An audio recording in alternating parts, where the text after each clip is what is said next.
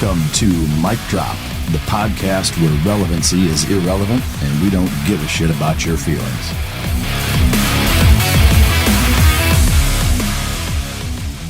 I woke up thinking about what my platoon sergeant had told me prior to our going over to Iraq. We were in a Humvee with me in the back and him in the front seat. He turned and said, "You know what, Irv?" "What's up, Sergeant?" "After you kill a man, there's no other feeling like it. Mark my words, you won't want to do any hunting again. The excitement of that will be gone. You won't find any joy in it either. Once you kill a man, you can't replace that feeling." Ladies and gentlemen, it is my distinct honor and pleasure to have the guest for this second podcast that we have today. He was a 3rd Ranger Battalion soldier for 5 years. He did multiple deployments to both Iraq and Afghanistan. He is the deadliest sniper in battalion history, credited with 33 kills in one deployment. He's the first black sniper in 3rd Battalion history. He created Hard Shoot, a shooting school and training center. He's consulted and been in on multiple TV shows and movies, including the hit reality show American Grit on Fox, and advised on the movie The Wall with John Cena. He currently has his first book optioned for a major motion picture, and I would like to welcome Sexual Chocolate, Nick the Reaper Irving, to the podcast. Welcome, my man. What's going on, brother? Hey, I was thinking the way you read that, you got to read my next book, man. That was good. I'm on it. I'd be happy to. It'd be an honor. Really? No bullshit. I'd love to do that was good, man. Yeah. I was like, that feels good to my ears. Yeah, that's what she said. Yeah. Yeah. Nice. So I'd be happy to, man. I love doing it. But for everybody out there listening, the story that you're going to hear and some of the excerpts that we're going to get into go far beyond just the basic, shooting and combat operations. It really gets into the psyche of it. But the thing that everybody needs to understand is the badassery that exists with the gentleman that's sitting across the table is frankly humbling. I mean, the amount of shit that this guy has done, the hands that he's gotten dirty for Uncle Sam on behalf of this great nation, for everybody that's out here listening, is something that I hope that you guys can appreciate to the magnitude and level that I do, being able to share this space with him in this time. So I appreciate you coming on. I know it's a long fucking drive. I'm good, man. Hopefully the ribs that we partook in. Oh my gosh. We got to get into that too. That was, I've been to many barbecues, but that was by far the best ribs. I think, Chef Ramsay could definitely take a few lessons, man. Yeah, that was good. So you heard that here first. Yeah. According to Nick, it's trademark it. Best ribs he's ever had here in Cooper, Texas. Yes. So, all right. So, what? I guess on the ribs, real quick. What's your fancy? What do you like to shoot? What do I like to shoot? What do you like to throw on the grill? Here I am. Shooting. I like to, man, steak is my thing, dude. My dad, he showed me this special way that he makes ribs. Like you soak them in vinegar water for a little bit, then you, like overnight, put them in the oven, kind of let them, get warm a little bit there, and then you put them on the grill, smoke them out. But they don't taste like yours, man. Like yours were like, dude, I wish people could see how they fell off the bone. I don't even think. Yeah, he just pulled the bone. It was like, dude, it was perfect, man. Well, so these are beef ribs, and that's to me that's kind of the big difference, honestly. I mean, pork ribs are what most people make, but that's what yeah. So these beef ribs they're off the plate, not from the chuck, which is a different cut. So it's basically like that meat on it is more similar to ribeye, basically. That might be the difference. I've never had beef ribs before. Yeah, no, for sure it is. And there's nothing on them. There's a really light dusting of Montreal steak seasoning. What? And that's it. There's no sauce. There's nothing else. It's 12 hours of a combination of hickory, pecan, and cherry wood. Oh my gosh! For 12 hours, and that's it. You got to let the meat do the talking. Golly, just like you do other places. Yeah, right? Yeah. Yeah. That's right. Gotta let it marinate. Yeah, that is right. All right, so we're going to do a quick lightning round break-in. I like to do this, just some random retarded fucking questions to get your mind right, and it's just random shit that I know people are curious about. So, 3 things that you're grateful for. 3 things that I'm grateful for. Family. I have to, always be grateful for that. Family. I would say my dad, but he kind of falls in that circle too. Family first. Damn, I put you on the spot. Yeah, the little friends that I do have, that circle, man.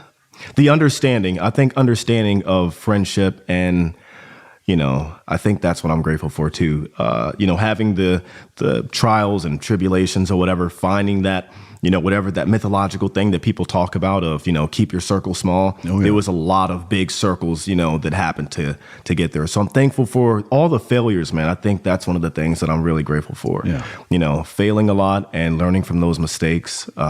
Third thing would be, geez, these are really, this is opened up pretty good, man. Jeez. Breaking right into that shit. Third thing would be, you know what? I think I don't ever talk about it too much, but like fans. I don't like to call them fans or anything like that, but supporters maybe. Supporters, yeah. I'm really grateful for that, man. I think that when I first started this whole thing of telling my story, it was like me inside of my little computer room, and the carpet was beer cans, and just wasted, bro, like 30 beers a day, and writing down this belligerent drunk, journal that turned into a book, man, and people bought it. And I was going through really, really hard times, car was towed and that got repoed, man. I was in Vegas at the time and my lights got shut off at the house. So I'm talking to the Knight's armament guy, Jacob Knight.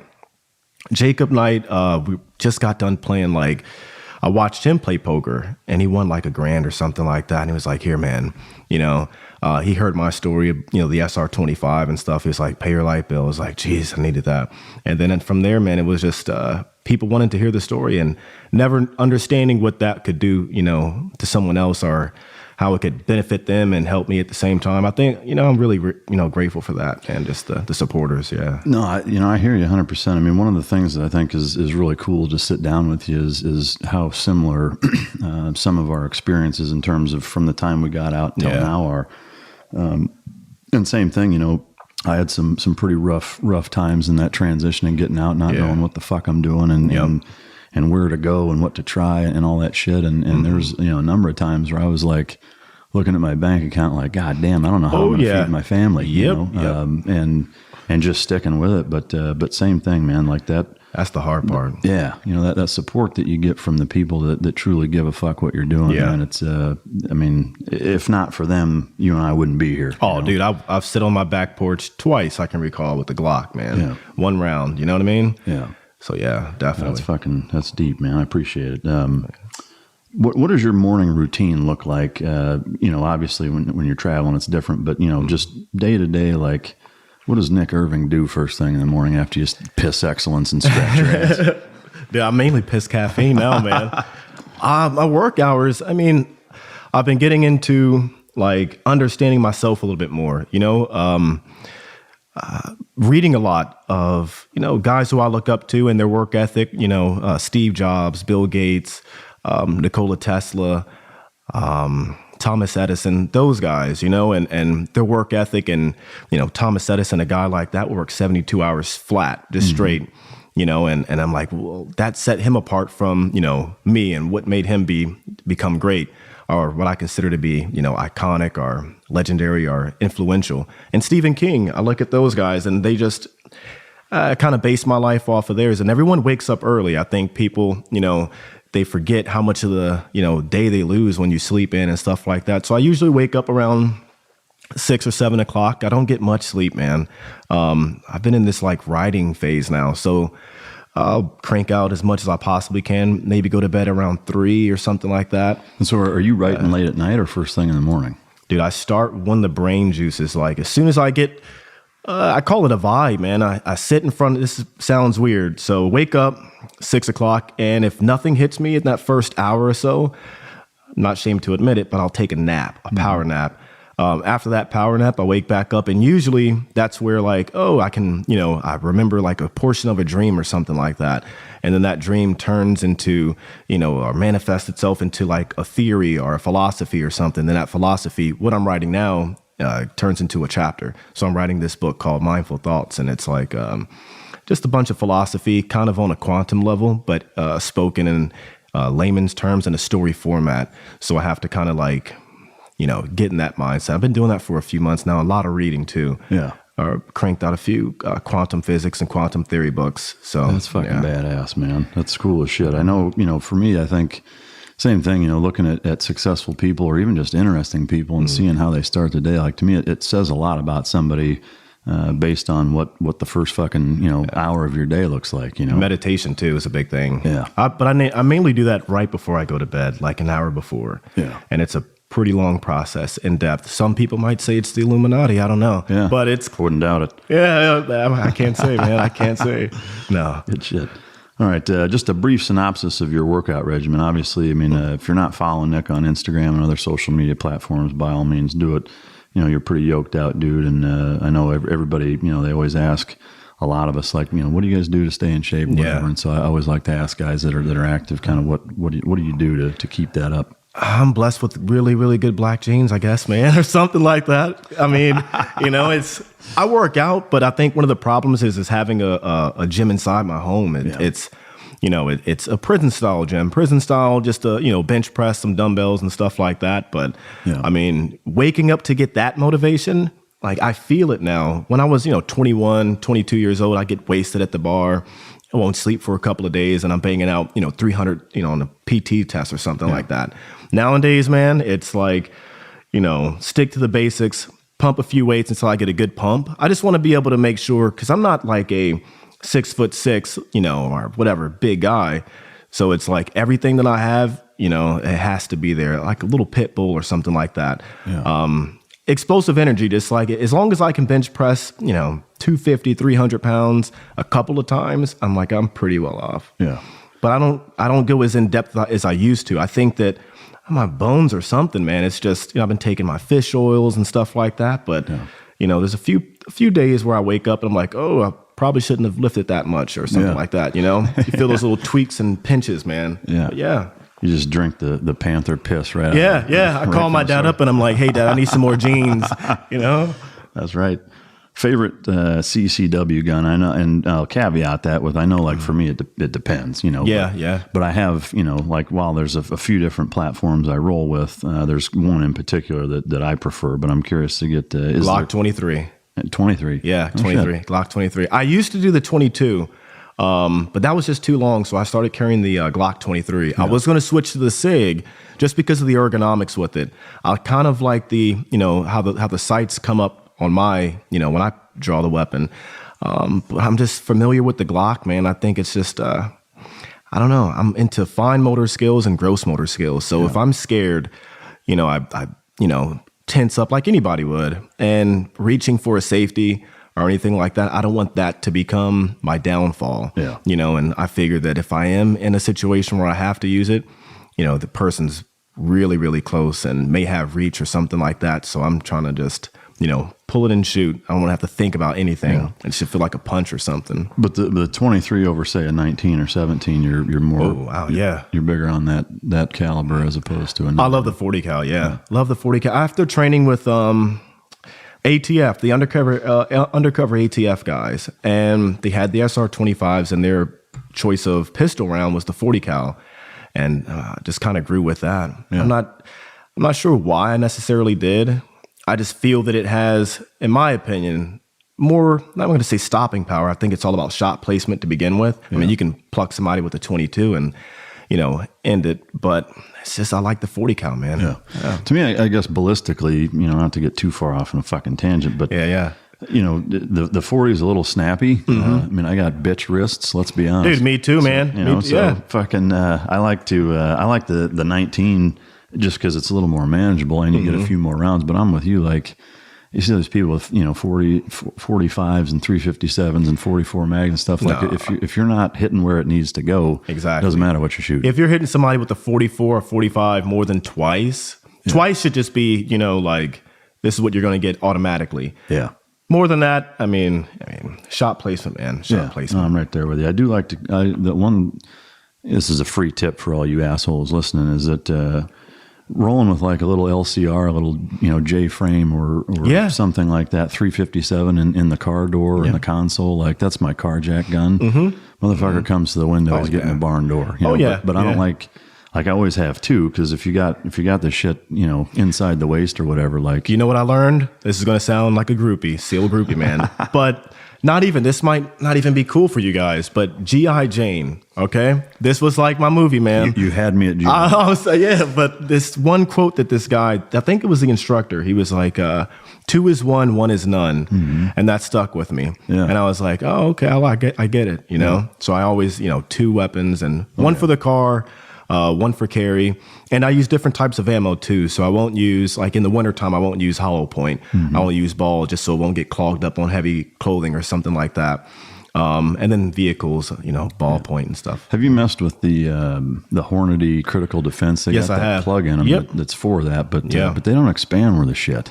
No, they don't expand. And I think that, clothes, man, like different fabrics. I think that it's just, you never know what someone's going to wear and where it's going to disperse and how it's going to, pancake out. Yeah. I like reliability. Yeah. Amen. All right. So next one, this is the burning question: is iPhone or Android? Android. God damn. You go with iPhone?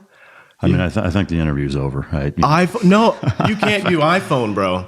I switched over to Android because they start sending those little updates like you must update your phone. And 2 times it happened where my phone just took a shit. And I go back to Apple, I'm like, hey, you have to fix this. Well, you have to buy a new phone. And I'm just like, no, it's not happening. They're trying to fucking strong arm you. Yeah. Fucking balls on those guys. I had to punch one of the Apple customers. No, I didn't do that. No. You went to the fucking Genius Bar and fucked somebody up? No, I wouldn't do that. No. Yeah, allegedly. Favorite cut of meat? I think I know the answer after now. What's your favorite? Mike's ribs. Mike, you heard. You have to label that, bro. Like Mike's ribs, bro. That is boom. I think it needs to be something a little more innuendo, like Mike's meat. Like Mike's meat. M&M's, bro. Yeah, Mike's. There's a million angles we can go with that. Oh yeah. But the no bullshit in terms of steak, like, and I'm talking steak. I'm not talking about yard bird or fucking fish or any of that other crap. Good steak, I like filet mignon. Yep. Over the ribeye. Oh yeah. Oh, yeah. Shit. Yep. It's just tender. I like the tenderness, and it's just maybe it's the way I cook it. Yeah. I haven't had your way, so I might have to change my mind too. But after this podcast, he's going to have a ribeye that's going to make him want to slap his mom. A whole lot of meat with it too. That's even later. Oh. Yeah. Well, no cameras for that one. Yeah. No, we'll get it. We'll stream it live. It'll be great. Nice. Pay-per-view. Oh, okay. Favorite drink? And that's in terms of alcohol. I don't give a fuck if you like Gatorade. Dude, I stopped drinking after I got on this meditation, like chakra style philosophy. Are you Illuminati. going full fucking tree hugger right now? Negative. This is way way deeper. Like just the understanding. Maybe I've talked to some guys, or I don't know, man. But the understanding of like the subconscious mind. I feel like this is like some Avatar shit where you're like taking your tail and weaving it. No, I thought you were going to say Avatar and you start drinking like onion juice and banana juice. Yeah, that's a real thing. You rolling with that? No, I don't do that. That's just nasty. No. Okay, so back when you drank, what was your favorite? Jack Daniels. Right. I can't get mad at that. All right, last but certainly not least, porn or strip clubs? Ooh, that's a tough one. Oh, no, it's not. Strip club. You know what? Porn's after that. Why not fucking both? Like, why is that not a thing where there's porn playing at a strip club? Wow, dude, you might have. They have this new strip club where they have Bitcoin now. Yeah, see, you can incorporate porn in. Oh my gosh! Yeah, see, so I wouldn't. how about a lap dance while there's raunchy porn going? Oh, dude, you're getting me going right now. Spearmint Rhino, take note of that. You're getting me going. Oh man, I actually know a. Never mind. Yeah, but I could. Yeah, you're throwing the filter. Yeah. I know. Shit, I forgot we're recording this. Yeah, I know. Two people in the industry that. You want to share that? Two people. I noticed you didn't mention gender. A guy and a girl. All right. Yeah. In the industry. Mm-hmm. All right. Well, we'll talk about that. Oh, yeah. We'll get a few drinks going. We'll talk about that. Oh, yeah. All right. So moving on to some more serious subjects. Oh, wait. I meant like I know them. Not the guy like that. Yeah. Wait a minute. Yeah. I know them. I haven't worked with either. No. You can tap dance for some people. Yeah. I haven't worked with either. That's fucking Especially great. not the guy. Yeah. Especially let's make sure that's fucking on there. Oh yeah. All right. So I'd like to talk about background just because I know, just like with all of us, background tends to shape people quite a bit. And I know for me, I have a pretty, I guess, storied childhood in terms of the impact that it had on me. And one of the things that I found really fascinating about your book was the influence that you had growing up to two military parents on Fort Meade, Maryland, and going, to, a military school essentially, right? Mm-hmm. And one of the things that I think that I love about that, I mean, I don't have experience with it, but seeing while I was in guys that had their kids going to those schools is just the difference between, kind of ingraining that level of respect that for the love of fuck, I wish would be ingrained into our society the way that it is on military bases. But I'd love to hear about, just in general, like your childhood, what was that experience like growing up there and what kind of impact did that have? Okay, this is a good one. This is really good. I think it's good because no one believes it, man. But so I was born in Germany, Augsburg, Germany. Both my parents were in the Army intelligence community. I forget they were like during the Cold War, they were doing Morse code. And I know my dad did like something really cool, intercepted something. And some guys in black suits, gave him a plaque and took the plaque back. And it's like he has a weird story of, just stuff that happened during his career. And my mom, he was training my mom at the time, and that's where they met up. He was like, hey, I'm going to marry this girl. He was talking to, typical fucking military. Drop a little drink in there. I'm going to marry her now, No, he didn't do that, but I don't know. But maybe he did. But he married her. I was born and I stayed in Germany for about 3 years. And I just remember bread, like the smell of bread, and riding on the back of my dad's bike. We used to ride around on this big wheeled bike, and I would sit on the back of it, and we'd ride around with long sticks of bread. I just remember that, and hills and stuff like that. My mom was a beast, man. She grew up in Georgia. She was a tomboy growing up, and she was a beast, man. She was, outperforming the guys in the unit. She's, maxing out all her PT scores on 300 and stuff like that. Had my sister. We moved to Maryland, initially Florida, and I don't remember anything about Florida. It was just like a weird time lapse of, I don't know what happened there or whatever. But from Florida, we moved to Maryland, and this is where stuff gets weird, man. You may not believe it, but if you believe in ghosts, this is no joke, man. Oh, shit. Dude, no joke, bro. You can go there and it's they didn't even rip down the houses. They just they blocked it off and let trees grow up through it. This is Fort Meade. Yeah. We were, my house it was not even a house. It was near Fort Meade. I'm not going to call it a project housing, but it was not good housing. It was just a concrete shithole. Yeah, you could spit in the front door and then go out the back. Yeah. So can we say that shithole? Yeah. It was no, dude. It was a shithole, man. It was 100% shithole. Yeah. And my front yard. So you walked across the street. There was a cemetery there, and no one thought anything of it or whatnot. But every single day, man, we'd see ghosts or whatever. My first experience was we were sitting downstairs. It was me, my mom, my sister, and my other sister. She was living with us at the time. And anyways, we're all sitting on the couch watching TV, and we heard footsteps. We had these, wooden floors, and we heard, people upstairs running around. And my parents were, they grabbed us and like, what's going on? And then all of a sudden we hear the footsteps coming down the stairs. And as it came down, we can hear we're looking for the person, but we couldn't see anybody. And then we saw a thing, a black mass or whatever thing brush in front of us. Was it like the fucking smoke from Lost, or was it more like? It was like a mist, just a mist. That was the first experience. But then I remember my sister answering the door, going outside to play with the little girl. I remember the one that shook me to my core, and this is where I don't sleep on my back, because I was sleeping on my back one day, and I felt something wake me up. And in front of the foot of my bed, there's a doorway, and you could see outside, and then you have a little some stairs that go down, and there's a bathroom off to the right side. My parents were off to the left side. Felt something wake me up, man, and I look and I see a troop movement of old colonial style, army guys marching in front of my doorway and then taking a turn and going down the stairs like in perfect marching formation. So I, rushed my eyes and put my covers over my head and pulled them back down, and they're still there. How old were you at this point? I was like maybe 7 years old. Yeah.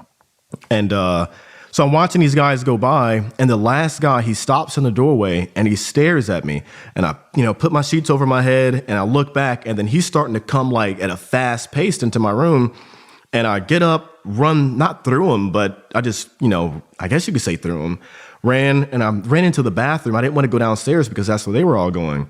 My dad saw him, and he heard me run into the bathroom, and I see him bolt out of the room, and I'm sitting curled up in the fetal position on the toilet, and I'm like, please don't beat me, because I wasn't supposed to be up. And it was time to go to bed, and he runs in and grabs me and takes me to his room. That was one incident, but we had there was so many, we have a picture of one.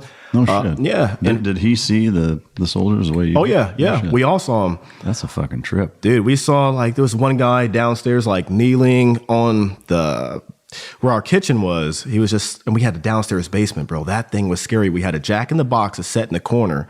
My dad put it over there or something because it kept going off. Those things are trippy as fuck to begin with. Yeah, bro. And there's this guy, I walked downstairs one day, it was after T-ball practice. I walked downstairs and I see a guy in the corner, and he's kneeling down over this Jack in the Box, and it's winding up. And I'm like, oh, it's my dad playing, whatever. So I'm walking over there, and then it stops, and I don't see that guy anymore. And then it just bing, pops off, and I run upstairs, and I've been pushed down the stairs, bro. I have the scar from that. Dude, it was crazy. So, I got to ask then, after growing up, whatever, is this something you guys talk about, fucking Christmas? And no. Do you ever? Dude, We've tried to bring it. My mom's really, really scared about that stuff. We won't watch any more scary movies. Well, my parents won't. I kind of watch it. I made the mistake of watching Paranormal Activity when that first came out. And that was no joke, my life, man. It was footsteps, things breaking, things missing. I got pushed down the stairs, scratched and stuff like that. God Dude, damn. No bullshit, man. So I guess, my next logical question then is, has that had, or did that have any impact in terms of military or since then or whatever? Or has it just been kind of a weird memory that you have? Just a weird memory, but I saw those same things overseas. We were walking over this, it smelt like shit over there. And I remember the ground was really, really moist and wet, and they had these headstones almost. I had no idea they were headstones at the time, just rocks or whatever. Walking As over you're taking a shit on them. Yeah, right. I was about to go on this rooftop and swag some dudes, and I remember sitting up there, bro, and I saw a ghost. It was behind me. I was like, oh my gosh. But yeah, dude, it's a thing, man. I think you're like a fucking gateway to the right, world. Dude. I've always wanted to do that one show, Ghost Adventures. If you want to see me Ghost, That's man. A fucking trip. Wow. And we had a Ouija board too. So my parents were big into stuff. You know what I mean? And I remember, dude, this is going to sound even crazier, but they taught us how to make someone levitate. When you sit them in a chair and you stack your hands a certain way, and then you have to wait for this heat to build up, and then you touch them on their knees and then their elbows, and you lift someone out the chair. Yeah. And we did it to my sister, and she freaked out, and they were like, don't ever do that again. And my grandmother, she does I'm not going to say voodoo, but she's got rum and chicken bones and stones. Yeah. She's, don't eat the pears out of her pear tree because you may end up pregnant. That's a no joke. That's some trippy shit. Did you have any issues, man? I know the story about you putting your hands on your sister and that not turning out very well. But other than something like that, were there any issues with family that had a profound impact on any aspect of your life, positively or negatively? Yeah. My parents, going back to them in their military, understanding. I remember watching the Super Bowl and sports, and the national anthem would come on, and they would always stand up and, put their hand over. I thought that was cool. And I went to CQ one time, our staff duty, with my dad. And I watched him fold the flag, raise the flag. And I thought that was the neatest thing ever. It was wow, he gets to, it just looked organized, and the movements they would do. You know, that was and then him always, you know, teaching me never to quit. Yeah. That was like the biggest thing. I was never allowed to quit. And if I felt pain, my dad would always like teach me how to ignore the pain the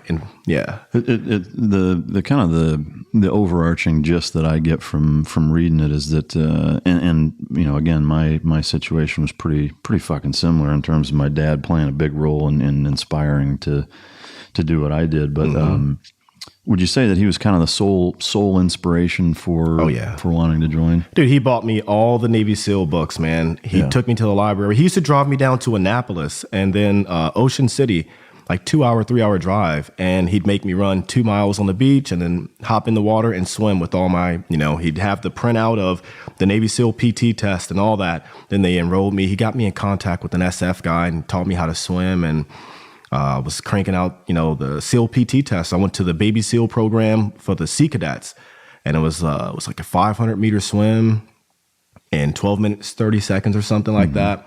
Then you have the push-ups, sit-ups, and the 2.5-mile run in boots and pants. So I was passing that at like 16, and my dad, you know, trained me and forced me to, you know, stick with it for years, man. Yeah. Summer break was, you know, I had a simulated Hell Week. My dad organized it in the backyard, and I, you know, had a rucksack, you know, the canteens and all that, and I had to go around the neighborhood. It was like for a few miles, 2 or 4 miles or something.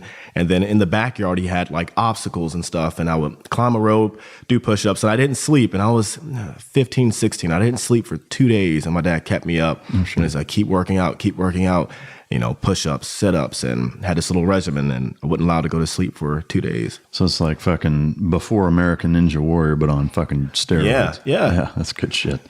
Was the well, so this will trip you out. Like, so, you know, and we'll get into why you ended up not joining the Navy to be a SEAL, and why you went into the Army. I'll let you explain that. But this is kind of funny. The irony here is that, so my best friend and I growing up, we both decided we were going to be fucking Rangers. And so it's like the polar opposite. Like, he and I were like, yeah, we're going to fucking Rangers lead the way, and went camping and fucking doing that sounds weird to hear. Yeah. Doing all this dumb shit. Yeah. And so my mom, I was like, yeah, Matt and I are going to go be fucking Rangers. And she looked at me, she's like, oh, hell no. That's what my mom said. Yeah. Yep. You know, and she was like, if you're going to join the military, why don't you join the Navy like your grandpa did? You can be on a ship and have 3 squares a day. And I was like, okay, I'll do that. Yeah. And end up doing the same shit anyway.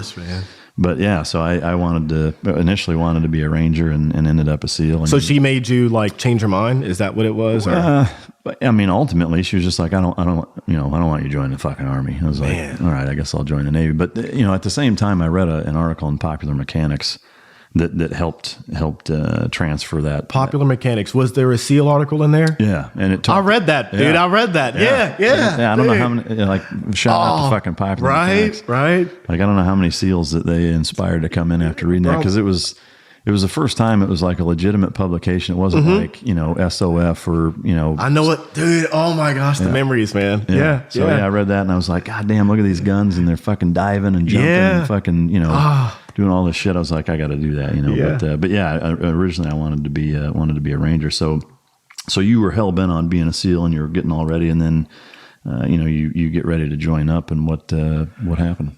6th grade, man. I was in the 6th grade. I was like, you know what? I'm going to be a SEAL, and I'm going to be a sniper. My mom helped me make this ghillie suit. She thought it was just a phase, and it turned into, you know, the books, and then failing school, and only reading like Vietnam, you know, books of SEALs and stuff like that. And then Class 2, 3, 4 came out on the Discovery Channel, and I watched that, recorded it, and I watched it every single day after school, man. Like, I can be that guy, I can do that. So I was hell bent on it. Did the whole Sea Cadet program, and I went in to take my physical test, the physical portion before you join up, and you know, I passed all that. And they whipped out this book called the Easy Horror Test. And I was like, okay, this is, you know, pretty easy. And I could see the guys in front of me. They're like, you know, 12, 7, 6. And I'm like, okay, this is easy. I'm just going to go up there and blow this out the water. And she turns open the first page. And I'll never forget it. It was like clear as day. I was like 12, and she like stops and she looks at me and she's like, okay. Are you sure? Yeah, that's what, she's like, are you sure? And I was like, yeah, it's 12. I could see it. And she starts flipping the pages and I'm like, okay, there's nothing on these pages. So I'm just naming off random stuff like 40 Z, the stuff that's not there. And she closed the book up. She's like, hey, you're colorblind. And I was like, no, please don't tell me that. What does that mean?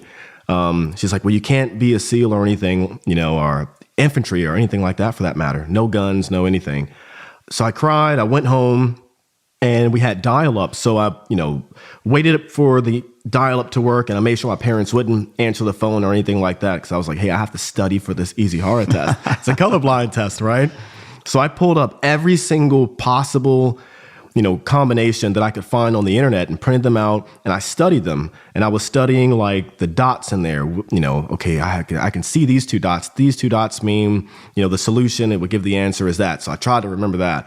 I go there, I rescheduled it, had another test come up and I go and I'm like, so pumped for it, ready to go.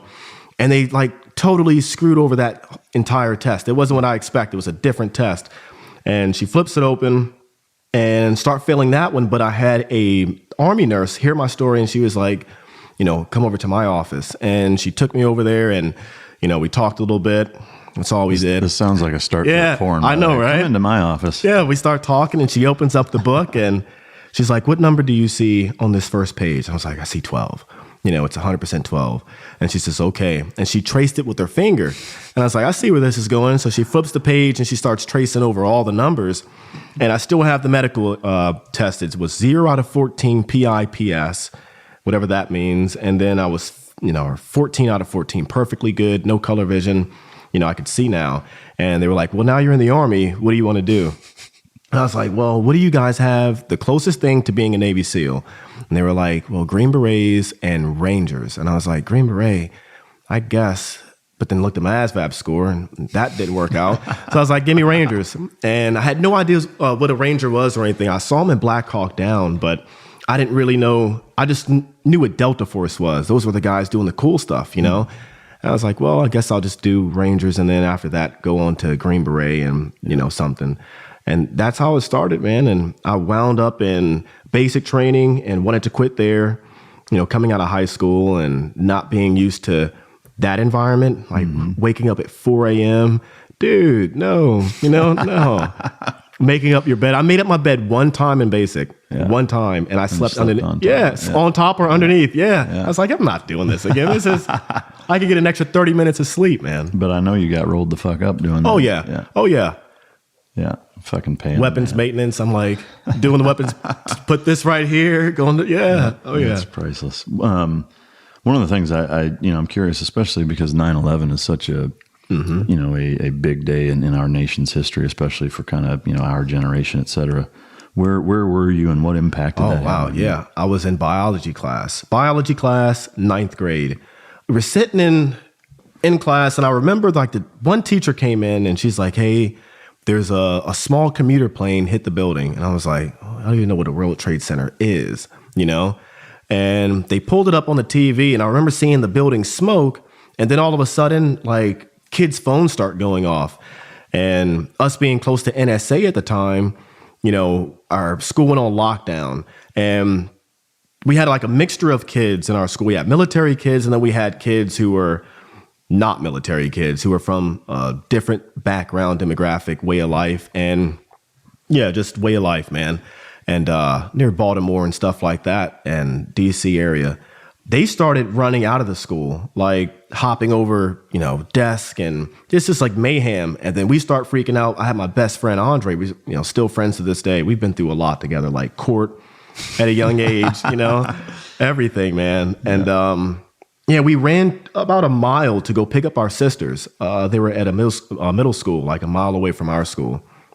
And I remember seeing my mom in this gray minivan, and she rolls up and the side door just like we're about to get kidnapped. And she's like, get in, get in. We get in. I was like, where's Jasmine? And all this and that, man. We finally make it home. And I remember it was just so dead quiet. We live right next to BWI Airport. And when they shut the fuck down. Yeah. And it was the first time like in my entire childhood where I didn't hear airport noise, you know what I mean? Yeah. And it was just like, oh my gosh, our neighborhood is quiet. It was an eerie feeling. And then all night we stayed up and I just, was glued in front of the TV watching the buildings fall and all that. And when the Pentagon got hit, shortly after that, my dad, he said, hey, I might have to go away for a little bit. And then his BlackBerry or something like that rang, and then he went away for a while. Yeah. I don't know what he did, but I know he worked, with the Pentagon. He worked with like the agencies and stuff like that for a while, and he went away for a little bit. Was there a point during watching that and just kind of in general during that time? When I understood. Not just understood, but where you thought to yourself, like, motherfucker, it's payback. Yep. I'm going to get my hands dirty from. Dude, I had an old LCE my dad got when he was in the military, and he let me have that, and I was like getting that thing ready, and I was like, hey, I want to try to get to New York. If my dad could take me or somebody. I wanted to initially help, clear out the rubble and stuff like that. But that didn't work out. But I remember specifically thinking, and I said it out loud. My mom didn't like it. I was like, oh, I can't wait to join the military because I want to go kill these guys. Yeah. And she didn't like that. And I meant it, man. Yeah. And it was that moment, watching people fall out of the building and people crying, dude. It was just unreal, man, seeing and how it affected, the entire nation. I remember our entire neighborhood had flags out and stuff like that. It was just like this. It was just, I don't know, a coming together moment, and we needed payback or something, man. It was just like I felt like I could do something at that point. One of the things that I think, that I find fascinating about the military experience for, the generation of 20-year-olds to 50-year-olds at this point with the last, 15 years. But, that single solitary day, the impact and emotion that it drug out of all of us as a society, as a nation. And for me, I was in a platoon at SEAL Team 3 when it happened. I was on the West Coast driving to fucking work when I was like, shit just got real. Yeah. I mean, not that we weren't training to go to war before that, but it was like, holy shit, like we're grabbing our shit. It's about to be fucking gnarly. And how'd that feel, man? Like it was surreal, honestly, because it was like, I mean, I had already done a deployment at that point, and so I'd already been to that part of the country more than once, and so it was a real. I mean, I hate to use the word eye opener, but because again, it wasn't like none of us signed up for the real deal, but it went from being, little things here and there, shipboarding to, for oil embargo stuff or just little, kind of tick type stuff here and there or whatever, to now it was like, it's fucking go time, but it was personal, it was emotional. And to me, the culmination, and we'll get into this later, but when you think about, from that day forward, you were in high school, I was, in a platoon, but the, how long it took, and the closure and the emotion that came out of when Bin Laden was killed. Like, again, we'll get into the depths of that, but goddamn, like, the friends we've lost and the work you put in there and the fucking shit that we've been through as a country, as a military, that all culminated on that day. Like I said, we'll talk 15 about years. It, yeah. But it's, I mean, that's some deep, powerful shit that I always love to hear, the background of where they were and kind of how that drove into the decision, and especially going over. Like, I never went to Afghanistan. I was only in Iraq. So, I hate Afghanistan. For you to be there and that whole experience of essentially there because of 9/11. That when it felt, that felt more, my first 2 deployments or 3 deployments were to Iraq, and then going into Afghanistan was like, here it is, and I'm not going to say I was scared. I just didn't know what to expect. It was, a different enemy in Iraq. And then going into this unknown, into Afghanistan, knowing that, the 9/11 and all this, and working with SEAL Team 6 there, it was just like, dude, it was intense, man. It was cool. Yeah. I mean, and again, to me, the bringing it back to, that day and what that means. I mean, again, cause I was in Iraq at the start of it and back then it was just different. Like, I mean, I'm not saying that any of us sat around thinking, this is bullshit, we shouldn't be going in, but it was for sure for very different reasons. Yeah. And to me, that stark contrast in terms of what's driving our motive as a nation to get involved in those countries was very different. Big time. And so, losing the guys that we lost. I mean, not that the guys that we lost in Iraq are, by God, they're certainly not any less. It's just, it's just such a different scope of why we're involved that, that I always love to get, guys' perspectives on it that actually went to Afghanistan and did that. So it's good shit. Oh yeah.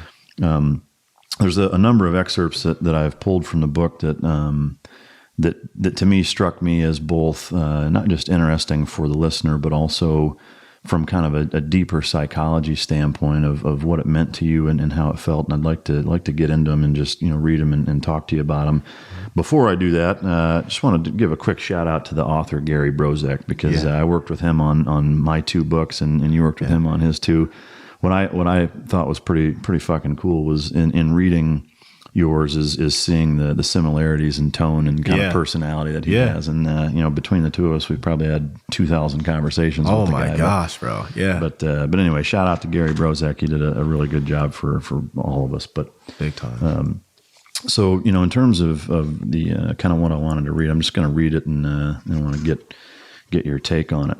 Mm-hmm. And this is starting out. And the reason I'm bringing this up is because I've got some similarities here, but in truth, I probably tortured myself more than anyone else did. I'd been dating a girl all of my senior year of high school. I was head over heels for her, and I thought she was for me. Jay was into me, but not that into me as it turned out. I think my parents cried tears of joy when I went off to basic and had to leave her. I had a part-time job working at a shoe store, and every bit of money I earned went to the care and support of Jay. How's that for gold digger? Oh my gosh, that girl. Sorry, Jay. I got to call you out. Oh, call her out, man. Dude, she broke me down, bro. I didn't know the expression high maintenance back then, but that's what Jay was. All through basic, I wrote her a letter every day, but I didn't get a single one back. I was 18 and fragile at that point.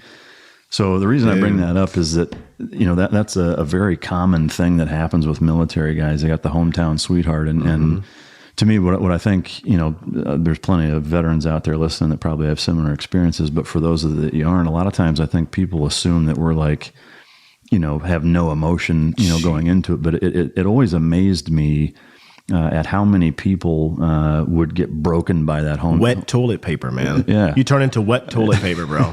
Yeah. I mean, so what, did that, because that had an impact on you, big almost time. not going back after Christmas Exodus, right? Bro, listen, right? Here's how it started. I was dating a girl who lived right behind me. They just moved into the neighborhood. My best friend, Dre, he lived in front of me and he was dating another girl. They were sisters, right? And my dad, he kept telling us, hey, leave these girls alone. They're no good. Oh, sage advice from the old he man. didn't give me any other words other than don't mess with them, right? We start talking to him on the phone way too much, so he took my phone away. And Dre, my friend, like my dad kind of raised him too. We were like brothers at, certain points in time. And he took our phones away and was like, stop talking to them. So we mowed some grass, shoveled some snow, saved up, and we bought some walkie-talkies. And we chucked some walkie-talkies to them, and we would just sit out, and talk to them. We ended up breaking up because come to find out that these girls were like in middle school and we were in like high school and robbing the cradle. Yeah, they're like, they were lying to us and stuff. Nothing ever happened, of course, good thing, but it was just like, hey, I'm, in high school and it was just looked down upon. You don't date, an underclassman. So it was like that broke up. So to boost my morale and self-esteem, I saw this chick. She was walking down the street selling like door-to-door stuff. And she was kind of okay looking. So I was like, she was pretty. And I was like, hey, I have a car, I got free candy. Yeah, I got some free Wi-Fi, I was like, I have a car. And I think you're pretty high. I said something. Some serious game. I have a car and you ain't bad looking. Yeah. And we ended up dating. Yeah. But yeah, dude, she used me bad, man. It was like, we would drive an hour to where she lived at and just sit in her room. And she never wanted to she was my age. I was about to graduate. She never wanted to make out. We made out a few times, but she wanted like a diamond necklace and then like this, she wanted the shoes first. All that stuff, bro. And I was like, okay, maybe that's how you have to do it. Wine and diner. Yeah. So I was like, doing other stuff other than mowing grass and shoveling snow to fund this chick and getting in trouble for it. Okay. And yeah, man, I went on to basic and I wrote her all these letters. She never wrote me back. And I was like, well, maybe she's busy.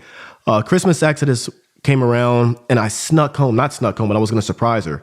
My friend Dre drove me down to her high school. It was this football game. We get there, and I'm looking around, and my sister Jasmine's there, and she's kind of like, not the one. If I have a girl problem, I send my sister, and she's pretty good. I see Jay Jabrell. Well, I guess that's, yeah, you can say her name. I see her, man, and she's holding hands with another guy, a football player. Jody. Yeah, Jody. And I'm like, no, that's not, that can't be right. And then my friend Dre, he like grabs me. He's like, no, look, that's them. And dude, I just felt like the world end. But me being me, I was like, you know what? I'm not going to get too upset. I'm just going to approach her. She tried to run away, and I thought that was weird. So I'm chasing her down. I'm like, what are you running for? I'm home now, you know? And I was like, let me just drive you back home. We'll talk about it, you know, being that guy, you know? And after no letters. Yeah, I still want to be with you, you know? And I just saw you with this guy, but ignore that. So way to take a hint on that one. Right? Yeah. But then I got in the car, and I remember my friend, he kind of like got me out of it. He played this song, and the song was so jacked up, but the chorus goes, you can't make a hoe a housewife. And he blasts that on repeat, man. I was just looking at him like, dude. And then when she got out the car, he got out the car with her, and he's like, hey, come here. And then he, grabbed the jewelry back, and he was like, gave it to me. He's like, man, screw her. And never let me talk to her again. You can't make a hoe a housewife. I might have to get that on the soundtrack. Dude, it was a legit song, man. That's fucking great. But, the thing that astounds me, frankly, and I'm no exception, like there was a girl I wrote a number of letters to in boot camp, didn't get a fucking thing back either. And same thing, I was devastated. I was like, what the fuck? What did I do? Like I'm out here trying to fucking, save the world. Yeah, I'm in basic doing push-ups for this chick, learning how to iron fucking underwear. Right, yeah. And do a bunch of other useless shit. I gotta roll my socks, It's just, it's amazing, the impact that hometown girl can have on you. And it seems to plague every fucking buddy as it were. But still remember her last name. I remember where she lives, bro. Like, I don't know if she still lives there, but have you had any contact with her since that time? No. Yeah, that's probably. I had this like black book though, and I tried to give it a call like when I first got the battalion, and the number had changed or something like that. So that was probably another hint that it wasn't going to work out. So I dated this other chick. She was Puerto Rican, beautiful, beautiful girl, and I was just fresh in the battalion, one too many strip clubs in Atlanta, and that didn't work out. One too many? No, not in Atlanta. No. That's good shit. All right, so the next excerpt that I want to talk about, and this this really strikes home for me as it does a lot of people, and it's something that I don't think I know in a lot of conversations I have with the regular public is Hollywood seems to skew and make a lot of misconceptions publicly as to how things work in the military from a training versus combat standpoint. And this is one of those things that became blatantly fucking obvious for me when we took down the GoPlats of how different training is from when it's real. The GoPlats, gas and oil platforms, okay. The oil rigs. And so, because that was really the first, Iraq real world mission that we did that was no bullshit, And I was jealous, man. Yeah, I watched that on TV. No shit. Yeah, I was jealous, dude. And then you guys had like the black. Yeah, the Charlie Sheen. Fucking. Yeah, dude. That was. I was a hater. Yeah. I was like these guys. Yeah, yeah. But so the crazy part about it was that. It was just, we had practiced that fucking mission for 6 weeks. Mm-hmm. I mean, we used stakes and twine and like recreated the length of it because it was 1,600 meters long. Gosh. It took us almost 8 hours to take the fucking thing down. And, oh my gosh. And so, we had done nothing but close quarters combat and working, room clearance and fast roping and doing boat insertions and hooking and climbing and just rehearsal after rehearsal after rehearsal and to where it was like we were working with an SDV platoon at the time, a little SEAL delivery vehicle platoons, another platoon that was not from SEAL Team 3. And so there was 32 of us total that were working together, and we did it to the point where it was like autopilot, I mean, we had done the same fucking thing so many times to where it just, it was autopilot. But you felt pretty cool though, like. You have to admit, yeah. Yeah, no. I mean, I felt cool for you guys. Well, because it was like classic frogman shit. Yeah, it's like, yeah. this, when you join the Navy, it's like SEAL teams. That's what they do. They do, you know, they take down oil tankers and fucking oil rigs and they're out on boats and all this other shit. So yeah, it was cool. But the excerpt from here that really reminded me of that and kind of struck home was the following. I finally got my stuff together and ran toward the angle I was supposed to cover. As I was moving, I heard a loud pop. At first it didn't register, but then I realized it was the flash grenades and bangers going off. I tried to picture what was taking place inside the building, but more than that, I was wishing I was inside there. I'd been told that nothing we did in training could really prepare you for the real thing. It was kind of like the difference between a practice and an actual game. Yes, you were told you should practice with the same intensity you bring to the game, but the violence of action they talked about didn't really compare. The thing that I noticed for me at least, and I'm really curious to get your take, is that when we stepped foot on that oil rig, you'd have thought we had never fucking done it before. Yeah. I mean, it was that chaotic and fucking awkward. Yeah. And I was just like, what the fuck? Like all of the angles, it was a fucking abortion. Oh, where are we at? You know? Yeah. Oh my gosh, bro. Yeah. I mean, and it just, I was like, holy shit. Yeah. I mean, it was a fucking nightmare, for a little while. Because again, I mean, we had done something so many times, like you can almost get to the point where I think you over rehearse it. And now when you're throwing a curveball, you're like, what the fuck? Yeah. It takes a few seconds to like, okay, let's do this now. Yeah. Yeah. So I'm curious, like, was there, other than that excerpt from the book, was there a specific time where that really was like, holy shit, this is way different? Dude, my first time as a sniper team leader, planning a route using, satellite imagery and stuff like that. Planning my route, which, building I'm going to set up on and how I'm going to look at the objective and, X, Y, and Z. Looking at it from the overhead was, fine. I was like, I'm giving my little speech. I'm going to walk here, me and my team. We're going to go here and do this and do that. And I'm going to lead out. Dude, when we landed, walking in was fine. It was a few click movement and that's fine. But once we hit like the town, everything changed. And especially when I had to take my team and split off and it was just me by myself and another guy. That's fucking dicey. Dude, that was I'm talking, bro. That was my 6th deployment. And, I've done, like 1,000, 800, something like that missions prior. But that day, my very first mission as a sniper team leader in Afghanistan, like less than 24 hours in country, was geez, man, I'm not sure if I got lost 100%. I felt really, really lost. But I remember the guy behind me, Pemberton, I was like, well, I'm not going to let him know that I'm lost. So I'm just going to play this real cool and throw it up. And I'm going to pick a building and hope that it's right. Everything just looks so like it just didn't look the way I thought it would look. When you're in the leadership position, you look at things differently and you don't want to mess up so much that it kind of throws you off your game, and once we got up on the rooftop and kind of settled in, I was like, okay, I'm doing it right. But it was really, really scary, man. Like walking past or walking through an alleyway and you see like gun portholes or a pile of something. You're like, oh my gosh, dude, your ass is puckered the entire time. Yeah. Something may blow up or whatever and making sure my guy's okay. And then the first time that mission went flawlessly and then leading out, extracting was the first time I had to pull the trigger on a guy with a sniper rifle. And that was like, this is real life. I had killed, quite a few guys prior to that, especially in Iraq as a machine gunner. But looking through a scope, man, was just like... That's more personal, right? Oh, my gosh, dude. And these guys were... I don't know. It was just a weird feeling of, hey, there are people right there acting really shady and watching their movement. And then, hey, these guys mean business. And then sending it. It was just an extreme slow motion, like... I felt the recoil sink in. Everything was just like slow motion. I heard the spring crack back and I could see the bullet. It was just a weird feeling, man. Yeah. I was like, oh, I hope I did that right. Yeah. No, I mean, to me, it's kind of like, when you say, whatever you do, don't look down. Like when you're in that leadership role, like you focus so hard on something that like you focus too much and you end up fucking it up or overthinking it. But the other thing that I find that surprises a lot of people is talking about Brent, which we'll get into why he replaced your first spotter.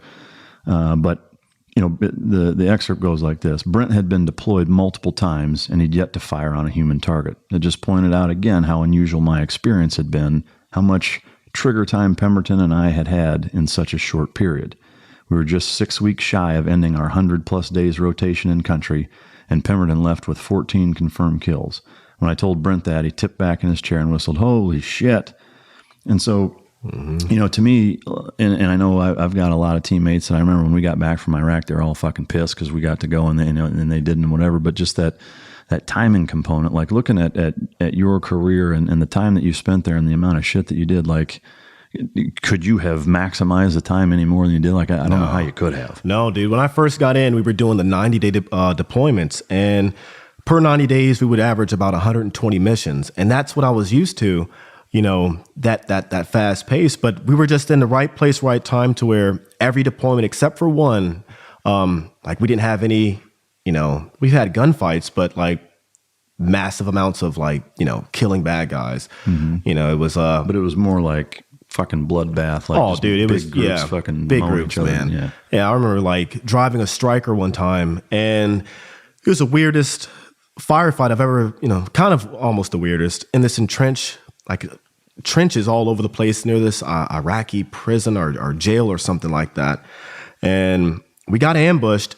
We were like, screw that, fuck that. The guys hopped out, the strikers, and we had a really cool, solid team of guys who were in, the Moog and all that, Mogadishu, and guys who had went on to the GWAT, man. And those guys were just like fucking unreal, just monsters, bro. Scary guys, my guys, but just scary guys. And they, put down the ramps and walk through these trenches, dude. Just boom, boom. That's all you heard was just controlled pairs. And I remember watching a guy in a white man dress, and he's running in front of my striker, and I'm like, oh my gosh, pop open the hatch, dude, and I can hear on the radio that there's guys coming. So I was like, I'm gonna get an M4 kill out of the striker. No one's done that.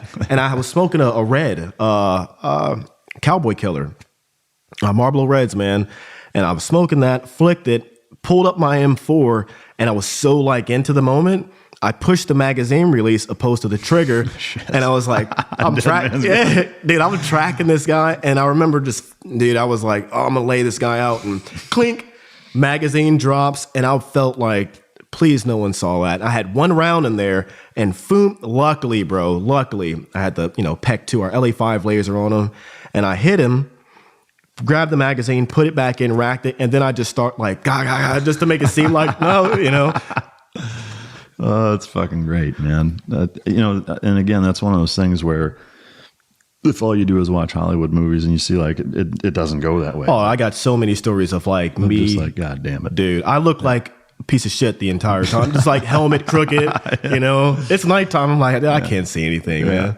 Fucking classic. Scared half the time. Yeah. Scared of heights. Yeah. Yeah. The luck of the draw that exists with, with guys on deployment, what they end up doing or not doing. I mean, I know guys, and I know you do too, that go on an entire deployment, don't do a fucking thing. Nothing. It's just nothing. Like, then other guys go and it's just, they literally like one rotation, dude. It's like, what happened? Yeah. The enemy just came out to play that time, man. Yep. And I think the intangibles of leadership play a big role time too. But so in terms of kind of the next portion, which is really highlights the gist of what it is that you did there and why it was such a big deal. I think to me and what I want to portray to everybody listening right now is the pressure that you have on your shoulders when you're doing what's considered a cold bore shot, which is right out of the gate. Like there's no warm up. But it's not like you're just praying and spraying or you're, putting down cover fire or whatever. I mean, you're behind glass. You can see guys' facial fucking expressions. And one of the excerpts from this, and this was during the longest day, mission, the recce mission, which again, I won't ruin the entire story for everybody that wants to read the book if you haven't, but it was a 740 meter shot. And I just want to read this real quick. I sighted again and determined that the attacker was still approximately 740 meters away. I knew I didn't have a whole lot of time, so I couldn't pick out a specific location on his body. I squeezed the trigger and watched the bullet drop into his body. I was hoping to make contact, do something to keep him from firing that RPG, rocket-propelled grenade. It felt to me like it took forever for that bullet to impact him, but it did, and he went down in a heap with his face between his legs. This was the farthest shot for me to date. Watching the bullet's vapor trail travel to the target had me feeling serene. It took only less than a second before that 308 married itself into his body, but it felt like a lifetime. Yeah. And one of the things that I just fucking love about that excerpt is, number one, the totality of and the enormity of what happened, and to build a little context for the listener is that, basically all hell is broken loose. You have a guy that's getting ready to essentially set up on / ambush Nick's teammates that are fully engaged in an intense firefight, and he's getting ready to launch a rocket propelled grenade. And so Nick, his responsibility right now is essentially to take that man's life to save his comrades in arms. And you want to talk about fucking pressure? Let me tell you something. Like, there isn't more pressure than exists in that, because you have one fucking shot. Mm-hmm. You have a very, very small window of time to execute that one shot. And motherfucker, it's 750 yards away. You're breathing heavy. You're dehydrated. You're fucking scared. And if you miss, some of your guys are going to fucking die. Oh yeah. Dude, yeah, tell me about that fucking feeling. That one was, I'm not even going to say what's supposed to happen. We were, I decided to go out with the recce team. We were going after a high value target. And I kind of hyped myself up a little bit. I was like, the recce guys had found out that I had killed a bunch of guys. They're like, hey, you're a pretty good sniper. You want to roll with this? We're going after a high value target. And we have an incident where you may have to take like 1,000-yard shot into a vehicle windshield. Can you do it on a moving vehicle? I was like, hell yeah. Probably not though. I just got the lot of credit. No, yeah, you ain't got a lot of credit, right? No, dude, I was like, I can do it. And I just wanted to roll with these bearded guys in regiment, the recce guys. And we ended up meeting up with some 2-5 Marines, man. They would be getting ambushed every single morning from a little village. And me being the cocky Navy SEAL wannabe, it's Charlie Sheen that I tried, bro. I was like, I called the chain of command. I was like, hey, I want to do this sniper hide and help these Marines out. Before this whole big mission we had going on kicked off. We were tracking some guy. We ended up finding him. They were like, yeah, sure, go ahead and do it. So, dude, I put on a bandana type thing. I was like Rambo. And we snuck out with these Marines who were by far like very traditional Carlos Hathcock with the ghillie suits and sneaking around, lock picking. And then we're doing all this stuff, snuck out the village and waited to around, as soon as the sun fell, sneak out, we go and gain access to this little house and clear it. That was ballsy, bro. Like, it was it was me and my spotter, communications guy, and then 2 or 3 Marines, and going inside this building, by ourselves. I have an SR-25. Pemberton, my spotter, has a bolt action 300 Win Mag, and we're going to clear this, silent clear it, crack the door, go in.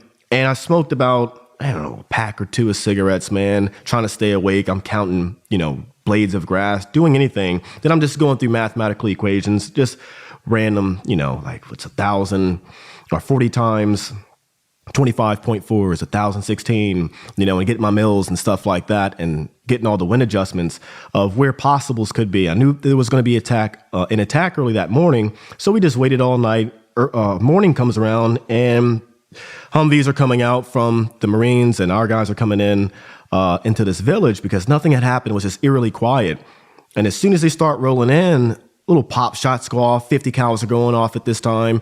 And I'm like, oh my gosh, where's this stuff coming from? And I see a guy pop around a corner with an RPG, and he's shouldering it. And there's a Humvee maybe 35, 40 meters away. And this thing is going to just level this Humvee, blow it up. And I'm talking to my spotter. I'm like, dude, do you got him? Do you got him? And everything's like really, intense at that moment. So you have to calm that down and, kind of just like, everything's happening in very, very fast, rapid pace, but it kind of plays slow in your mind. And I had my dope in. I rechecked everything. I was like, I'm just going to send it. I kind of was like, I'm just going to send it, bro. And mellowed out. I called it mellowing out. It's become like a slab of meat behind a weapon, and only your trigger finger works. And you just melt into the gun. Like, that's what I feel like you're melting into it, and you become one with it. And just like a perfect line, or I can't describe it, bro. You know what I mean? Yeah. And then this bullet comes out perfectly. I just feel the bullet, and watching the vapor trail come out. And I specifically remember seeing it apex. and I watched it kind of hit the wind. I was like, oh shit, I think I'm going to be off a little bit. It was like 0.5 mils or something like that. But then the wind caught it and it sunk right into the guy. I didn't really aim for anything. I just aimed at mass. It was not a snapshot. It was a calculated shot, but it was just, oh shit, fast and send it as calm as I could. And hitting him was just like, dude, that was a game changer. I think like what I knew I could do at that point in time. I didn't necessarily think about saving. I didn't get too caught up on that. Like after we got back, they had brought back the guy's sandals and they're like, dude, you blew him out of his sandals, That's and fucking legit. yeah. Had to keep those motherfuckers. Right? We had to go. But the other commander was like, we want to write you up for an award, but our side was like, no, don't do it. No award or anything like that. It's just doing his job. And I was just like, no, don't worry about it, man. But cool story. Years later, when that book came out at Costco at a book signing, one of those Marines came up to the book signing. He was like, hey, I'm that guy in the Humvee you saved. I was like, oh my gosh, bro. And that was like the only moment where I've actually like, oh wow, I saved a life. I hate looking at it like that. Like, I don't think that it's weird to say like saving a life. You know what I mean? I felt like I was just like, anybody would have done it for me. You know what I mean? Yeah, I mean, I understand the humility behind it, but to me, you've got to look at it like that, and that's what really struck me about reading that was two things. Was number one is that it's hard to rationalize that when it's a full blown multi gunfight tick that just shit's going on, but. To me, the intimacy that exists between one guy, one bullet, one opponent, one target. To me, the thing that I hope that the listeners can understand, and I would love for you to expound on if you even can, is just that level of pressure. I think to kind of take away something from this in terms of how you deal with pressure in your life. Number one, realize that's the fucking apex of pressure, but. What is it that you could recommend to them or tell them in terms of how you dealt with that and how you had the ability to suppress that level of pressure under those circumstances in that time and give them something to work with? Man. Yeah. I mean, I beat myself up a lot, like as far as pressure. I think I'm maybe a little bit too much of a critic on myself at some points in time, but I think dealing with it is more or less just living in the moment and understanding like time and space, man. Just, the understanding of long-term effects, short-term effects, if you want to call it that. Like taking a life, I'm not going to say I've ever enjoyed it. There were times where I always rode this like roller coaster of emotion, and I knew I was going to hit that. In the snipers, you say without warning, without remorse. But that remorse thing is hard to like kind of compartmentalize sometimes. So I'd ride this wave of, excitement and then this remorseful stage of like, I was a human person. It was a body, it's kind of weird of, watching a guy breathing and then just like nothing, just a sack of body, and I knew I was going to hit that point again, but I looked at what was more important. I was like, kind of, shoot this guy. I know it's pressure, but I've been through one too many funerals and, I've seen moms and children cry, dude. Like that's always hurt way more is when we get back from a deployment and then you have families come in and then you see, and just hearing screams of moms and wives and kids, bro, is like, for me, I always wanted to like kind of shut that noise up. It was just hard to deal with. And I kind of took that overseas with me. And I was like, if I have to kill whatever to prevent that from happening, it's kind of what I was, striving to do is not coming back home and ending out my career or someone else's career and just hearing that cry, man. It's a cry you'll never forget of that feeling. Yeah. And it's an emptiness, you know what I mean? And going back to your room, your barracks room, or wherever you stay at night and not having the guy that you were playing Xbox with the night before, or, hey, dude, let me borrow Big Tits Porn, you know what I mean?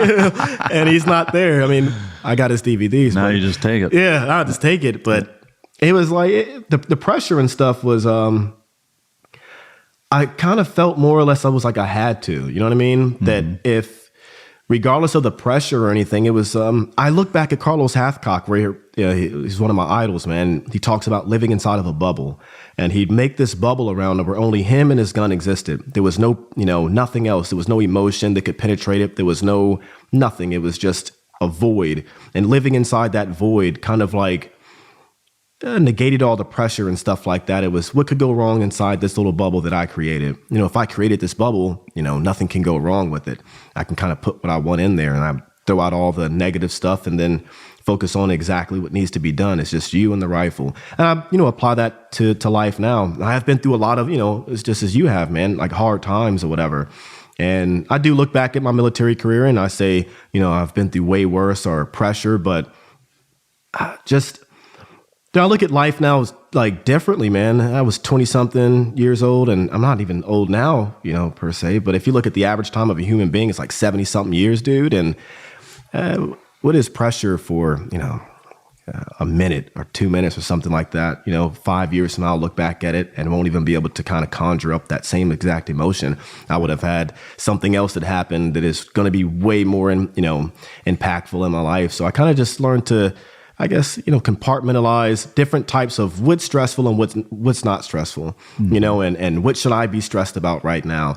You know, if I miss, you know, the worst that could happen is the guy would, you know, send off the AK round. But I also knew I was really good too. Not really good, but I just, you have to know who you are, man. Like, man's got to know his limitations. Yeah, you got to know your limitations, but then you also have to have this mindset of like, kind of cocky, but you just got to know, like, know you can, man. Like, I wasn't the Carlos Hathcock or anything, but I knew that I'm determined, you know what I mean? And I don't think there's anything you can beat other than a determined individual. If you're determined enough, and my determination was to kill, you know, bad people, and there's nothing that can stop that. You know, no guy with an RPG, no 50-mile-an-hour gust to win. I'm going to send it, and I'm going to keep sending it, you know? Like, that guy's going to die.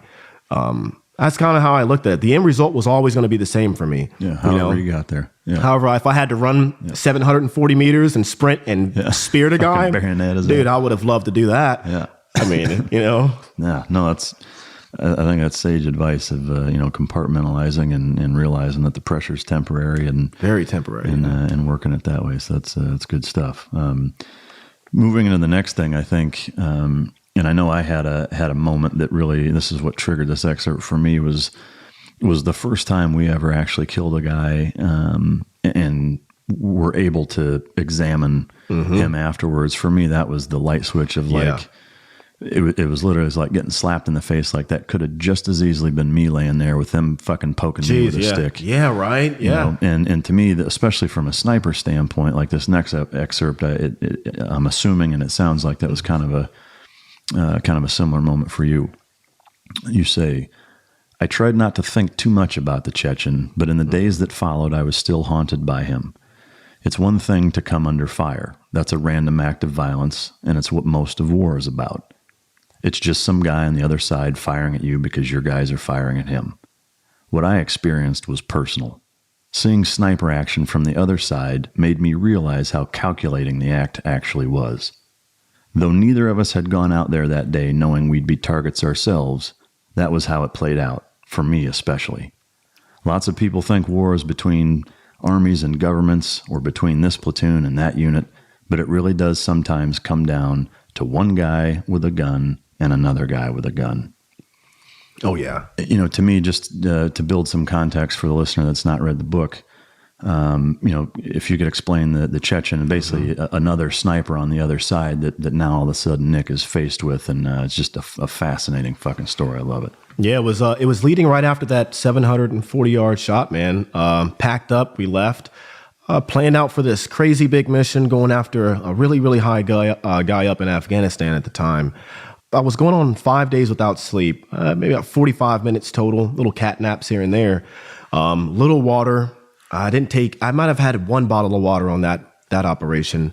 So we're walking out, and I kind of had this feeling that something wasn't going to go right, especially when the sun started to rise. We never worked in the daytime. Everything was at night, and we're walking broad daylight out in this open field, man. And I remember seeing this little divot in the ground, and we walk over it, and I look back at my spotter and the rest of the guys. I'm like, hey, if anything goes bad, we're going to go back to this little hole right here. And come to find out, later that these little holes that we were diving in were fighting positions that they had pre-dug out. We were just diving in their diving positions. I thought it was a weird little hole to be in the middle of nowhere. Sun comes up, and then I start seeing the community, the tribe or the village start to waken up. And I see a guy on a moped, and he's riding up a road, and we were setting up a blocking position, my recce and sniper team, while, the platoon goes in and busts through doors and does their thing. And there's this guy coming around the bend on this dirt road on a moped. And I put my red dot laser, I'm laying inside the tall grass, and I put my laser on him, and I just circle it on his face, and then I circle it on his chest. I'm like, dude, you're going to get it here or there. And he stops, but I'll never forget his face of like disgust, like, you motherfucker. So you saw him. Oh, yeah. Dude, he was close, man. He was like less than 50. Not the Chechen. This was just a random guy. I say random, but that entire village was, a few hundred guys of bad, and see, he turns around, he goes back, and then I had my nods up, and I was like, you know what, let me take my nods off a little bit and put them down and, kind of poking up in the grass. And I look at my team leader, and I'm like, hey, man, something's not right. And we see some guys out in the field, maybe 100 yards in front of us. Me and my spotter are looking at them, and they're in a huddle formation, and it was like football. They're like, ready, break. They disperse. And I'm like, geez, man, this is really, really weird. But I called up before that. And I was like, hey, can we smoke these guys? And like, do they have weapons? I was like, no, they don't have weapons, man. I should have lied. I really should have, because those guys, you can just tell, man, that body language, and couldn't do it. And I was really upset. But then our team leader was like, you know what? Let's get down. I got a bad feeling too. Dude, right after he says that, lawnmower, just grass is cut down, and 360 ambush. I was about as scared as I've ever been. We jump up and we start hightailing, dude. Just got my hand on my helmet, and we're just running to that hole that I have found. We all dive in it. There's 6 of us, 2 guys. Let me see. There's medic guy. There's 2 guys laying out. 4 of us are inside this hole, and we're all trying to fit in this small little hole, man. And you got brass raining down on you going inside, and dude, you're just in a 360 ambush. No idea where it's coming from. And I remember like saying, just let me get up and see. Climb over the recce team leader's body, looked up on a rooftop about 500 yards away, and I could see a machine gun nest setting up there. So I start plucking those guys. I hit 2 of them, and whatever, they leave, disperse. And then I remember like this single shot, man, just a crack. And did you know the very first time you're like, I know that? Oh yeah, the very first shot, it's different, and you could tell it was well intended. You know what I mean? It was like, whoa, and the spacing between it, and just it was almost like you can hear his breath behind the bullet. Like he's methodically going about it. And I screamed. I was like, dude, that's a sniper. So we got back down. And for 3 hours, man, it was my spotter. I'm looking at him. He had crawled out of the hole a little bit, because we had some guys about 100 yards getting really close. You could hear their footsteps at some point. He's got his 300 Win Mag, and I'm giving him holds and wind calls and stuff like that, looking this way, and he's facing the opposite direction. He's like, Irv, I got a mover, this far. I'm like, how fast is he moving? He's like, 2 or 3 miles an hour. I was like, bro, hold 0.1, hold 0.2, send it. And you would just hear boom. And he's blowing dudes down, bro. I remember he shot one guy, and his arm is just like, oh my gosh, it was beautiful for a bad guy. Yeah. And his friend tried to take off his turban and do a tourniquet on him, and didn't work.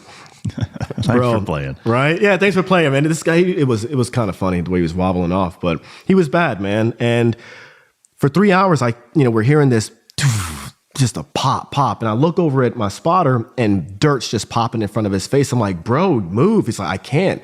And I'm trying to get up, and I held my head up. I talked to my team, and I was like, bro, suppress a fire.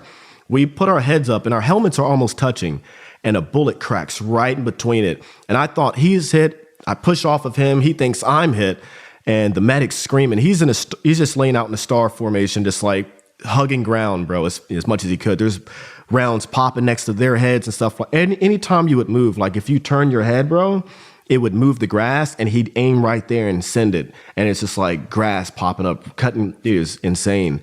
And I'm like, are you good? He's like, yeah, I'm good. Are you good? We thought our heads were blown off. And that went on for about 3 hours, man. Then they start closing in on us, and we're calling for air support. We're calling for reinforcements. The platoon, they're in a big firefight. There's guys throwing hand grenades, painting Picassos on trench embankments with, frag grenades, man. And they were like, no, we can't come over there and get you guys. We called in for air support. No air support. We couldn't have anything that would accept a 0.01% collateral damage. So they were like, no air support, but we'll fly over some planes to try to scare him away. And it was like, man, this is fucking... Dude, I remember cussing out a battalion commander, just like cussing him out. Motherfucked him. Bro, it was like, you don't want... Like, you're not even fucking here. We're dying. You know, it was...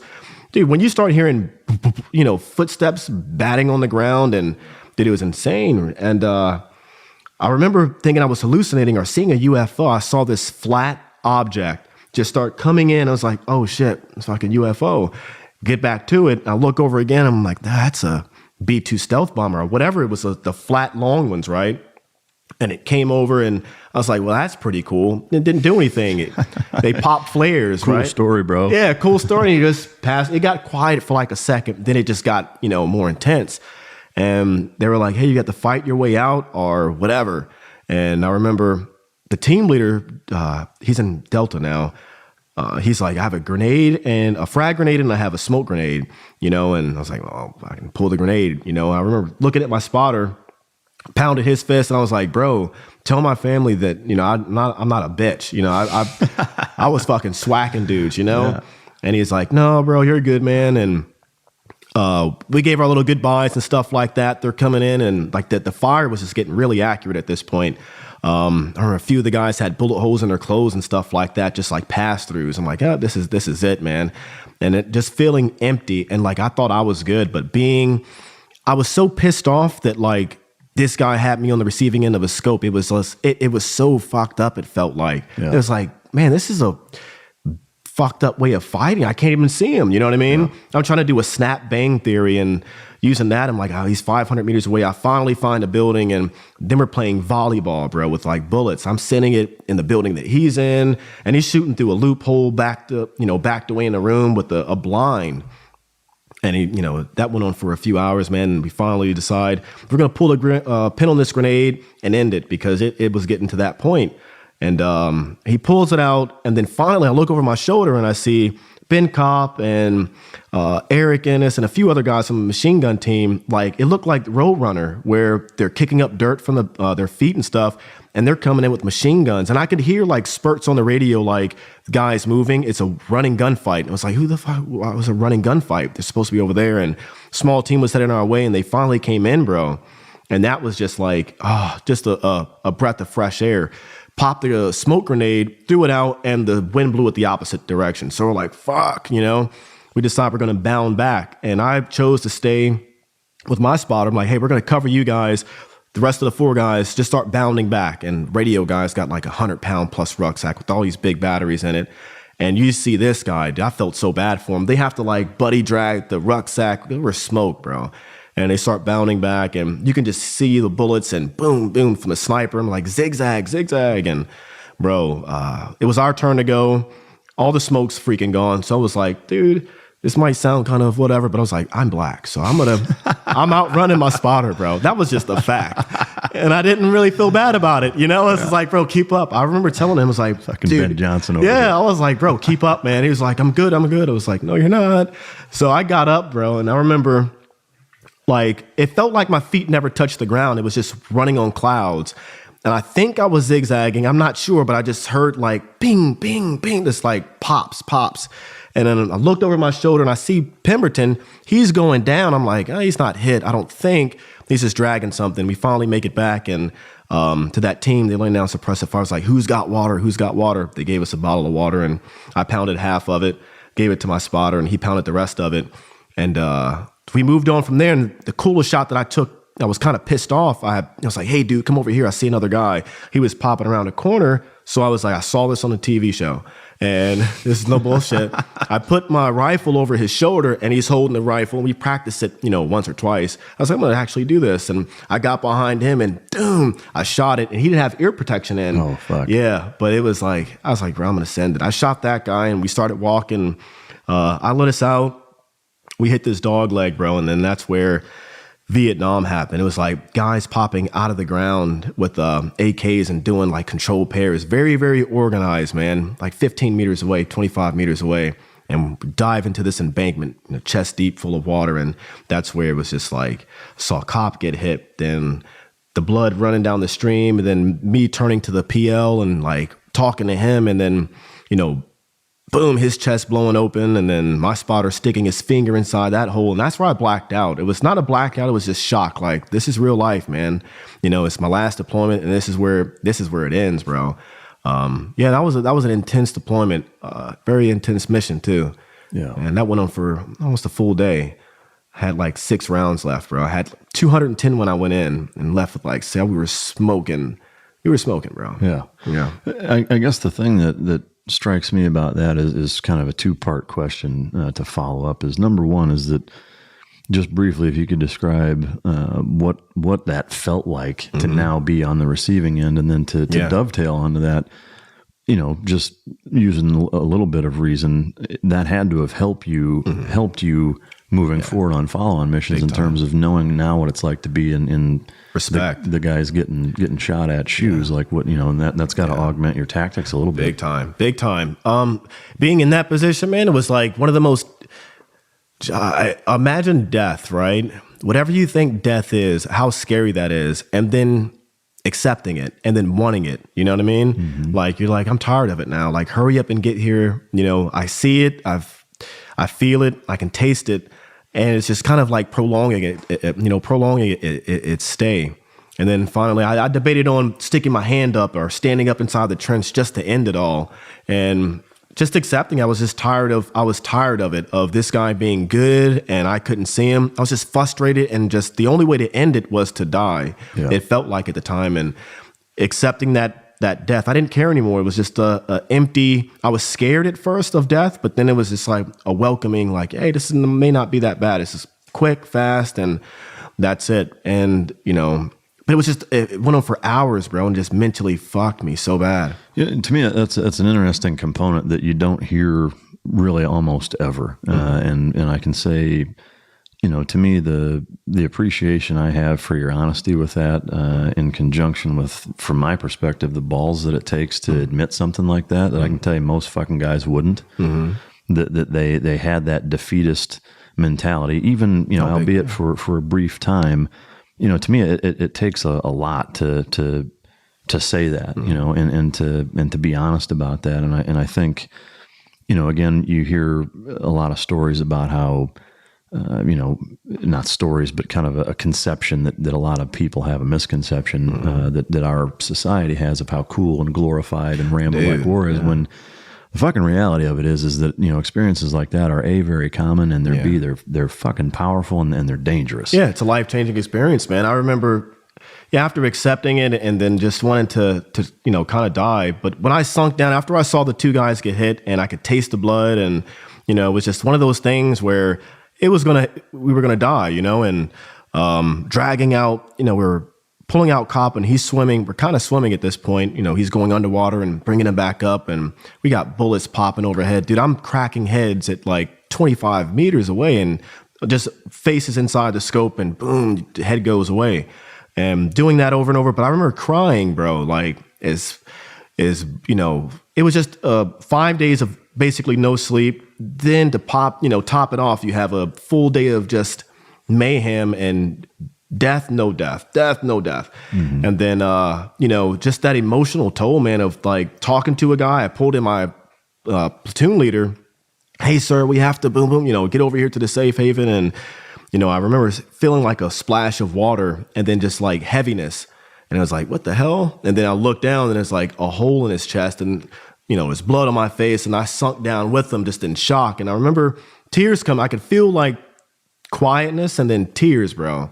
And then one of the recce guys, I think he was the medic, he came over and he smacked me on my helmet. He was like, hey, motherfucker, let's go, send it, you know, keep shooting. And I remember looking at the PL, and he's on his radio. He's like, oh, I'm fucking hit. And he's checking on Cop, and the medic's putting on tourniquets and, you know, floating in water. It was the craziest thing. His medical bag is floating in the water, and he's doing, you know, surgery on this guy. And he just looks over at the PL, and he just goes, you know, like gives him that look, and he's like, fuck it, let's leave, man. And it was just a life-changing, how short life is. You know, this guy, Cop, was supposed to go home. That was his last mission. They were leaving 2 weeks after that. And he was 21 years old, bro. And I remember his femoral artery, when it hit from the sniper shot him. That was the guy who saved us. And the sniper was smart, bro. He was aiming at snipers. He took out the radio guy, tried to take out the radio guy, took out the PL, and then took out the machine gunner. He was just working his way down the line, bro. And hearing the femoral artery pop and then him screaming for his mom and then watching arterial spray. It was like 20 feet and it was landing inside the grass where the enemy was at, just like a water hose, bro. And then the blood coming down the stream and stuff like that. That made me feel like I didn't do enough. You know what I mean? Mm-hmm. I beat myself up really, really bad. I was like, why the fuck did we turn right here? You know, I was tired. I was like, was it because I was tired? Was I just stupid? Was I not thinking or whatever? Am I not shooting enough? And then I felt like I wasn't shooting enough when I kind of blacked out, had that shock moment. Like, I'm a bitch. You know, I'm a little bitch for not doing that. But then I got back up and start shooting more. And I remember once we start taking the bodies out, I volunteered again. I was like, hey, I'm going to take up the rear. If anybody comes down this little embankment, I just hope they shoot me in the back, because I was like, you know, they're going to come spray down the hole, which they were doing at certain times. And I was like, well, they're going to catch me in the back and, you know, fuck it, I'm done, you know? Mm-hmm. Make it about a few hundred meters or whatever to this little part where we have to cross, and getting out soaked in water. We're the first ones to get out. Me and my spotter are to go set up, establish a sniper hide or whatever position on top of a building to, you know, fuck some dudes up. And I remember running across there, bro, just so waterlogged. And I was like, how do SEALs do this?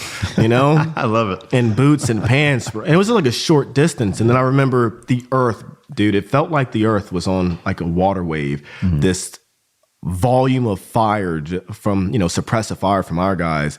It was almost like a love. It sounds weird, dude, but it's like, oh, wow, these guys love me, man, because the amount of fire they're putting. It was just a weird connection of like, they're protecting me, you know? Okay. It was the trade-off of me usually doing the protective stuff, and now they're doing it. It was like humbling a little bit. Yeah. Little angel swap. Yeah, that's what it was. Yeah, it felt like that, dude. And they opened up with so much firepower, bro, that I went down. I was like, oh my gosh, we're getting ambushed. The fucking hornet's nest. Yeah, dude. And my spotter looks back. He grabs me, starts pulling. He's like, I'm not fucking hit. You know, I'm not hit, bro. Get off and get up and start running. He's like, oh, I thought you were hit, man. I was like, no, I thought we were getting shot at. Yeah. We make it across, get up on the rooftop, man. I looked at him and I was like, hey, we're killing every fucking bad guy out here. So we still on the rooftop, dude. And we were watching reinforcements come in and vans and little bongo trucks and stuff like that, and RPGs getting offloaded. God damn. For as long as you could see, my weapon maxed out, and I couldn't hit guys, and they were coming in, bro, and it's just sending them, just swayland. Then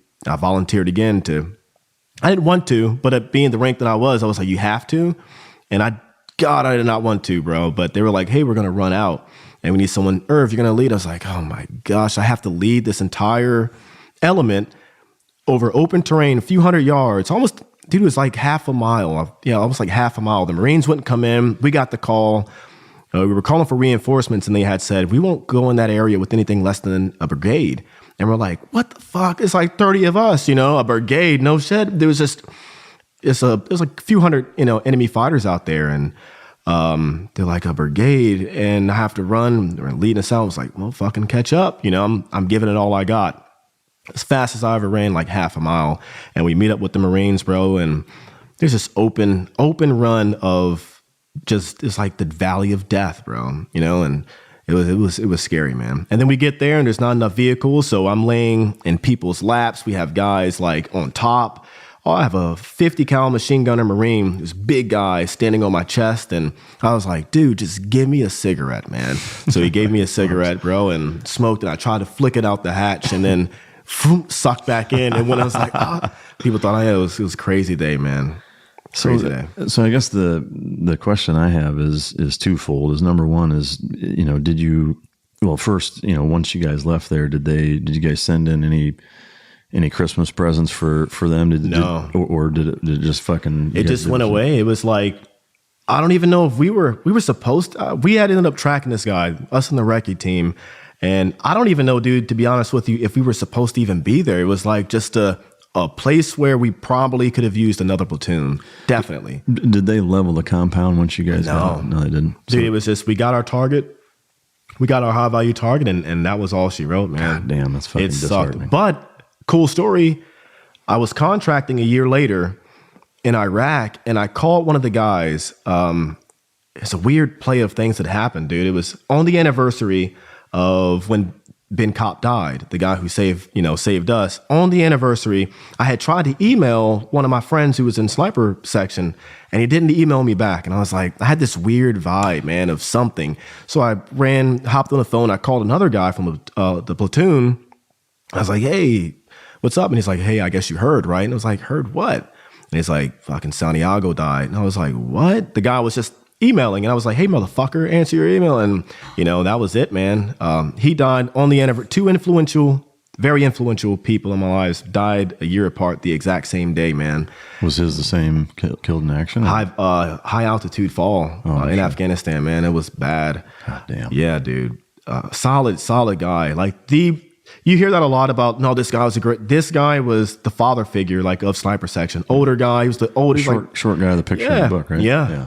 Mid-30s. He was a Chicago police officer before that. Like, dude, he was the guy I went to when I thought we had a bad day at work because we had to stay till 6 at night. And he was like pulling us together, like, guys, we're shooting guns. We could be, I didn't get it at the time. And dude, I mean, he's a big influence in my life. And anyways, called back, and I think it was the SAS, bro. They ended up killing that Chechen guy. Shit. Yeah. But you do know they ended up. Oh yeah. Nice. And this guy had, like, supposedly he was credited with a few hundred kills. He was fighting back with the Soviet during the Soviet conflict. He was just a soldier for hire. Yeah. But I remember seeing a flash of him, and it was like a redheaded dude, and I was like, hey, redhead guy, ginger. I was like, there's a person with no soul out here, sending it, and I was like, man, it was weird to see another, like, redheaded guy out there. But I take that back. In Afghanistan, I was having a conversation with the black guy with dreadlocks, and he was a fighter. Like, we tried to smoke this guy. He was a prisoner, and I was talking so much shit about this guy, bro. Like, you know where he was from? Yeah. Oh, he was from the States, man. Oh my gosh, where was he from? Harlem. I want to say it was New York. Yeah. Shit. Dude. I want to say it was New York, and we were talking shit. And I was saying probably stuff I shouldn't say around him. Yeah. And he said something in English, and I remember my butt puckered. I was just like, oh shit, this guy knows exactly what I'm saying. No. And I asked him, like, I was like, hey man, why do you hate us? And he's like, well, he gave me this long spiel about the infidel and Allah and all this and that. And I was like, okay, I get that, whatever. But I was like, if I let you out right now and I gave you a gun, would you kill me? And he flat out said, he's like, yeah. I was like, after we just had this conversation, you would still kill me? He was like, yes. And that really, like, that established that kind of that mindset that I had going in. It's that, that mindset, man. Yeah, and I think that's something for our society that they largely misunderstand, but fucking need to understand, is that evil that exists is not negotiable. Dude, it's real, man. And it was, you don't get a chance to see it in America, where I'm having a conversation, and I gave him a Skittle. I told him it was like Tylenol. You know what I mean? That was my thing, bro. I would give fucking Skittles from the MRE bags and stuff, old ones. But because I'm keeping the good ones, bro. You already those MREs, man. But asking him, would you still kill me, was like the weirdest thing. It was just normal, and with no emotion, bro. Textbook, yeah. I was like, are you kidding me? Oh, it's fucking nuts, and. But I had my words with him. After that, kind of ticked me off a little bit. But I was like, well, bro, I was like, if I let you out, I bet you I'd kill you. It was just one of those, like, what's the comeback for that? Yeah. It was an immature comeback, but I meant it. I was like, well, fuck you too. I'll kill you, Like, that was weird, man. Yeah. But it was weird. And again, I think, to me, the takeaway that I hope people understand, that if they're on the fence, which fuck, I hope you're not, but is that, that shit is real. It exists. And you're not going to, social justice warrior your fucking way out of that mentality. So for anybody that thinks that you can, you're fucking wrong. And dude, we talked about religion and everything, bro. Yeah. I was like, all that stuff. Yeah. And I was like, well, Yep.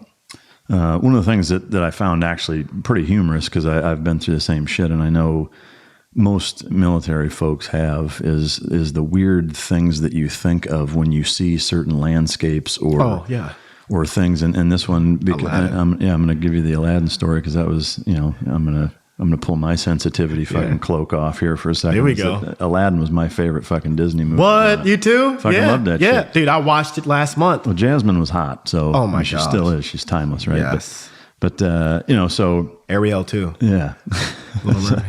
So the But the thing that struck me, and again, like I whether it's even stateside, being in the desert or the jungle, like you find yourself in these positions and landscapes and situations that are fucking surreal, you know, that like your mind couldn't make up in a dream.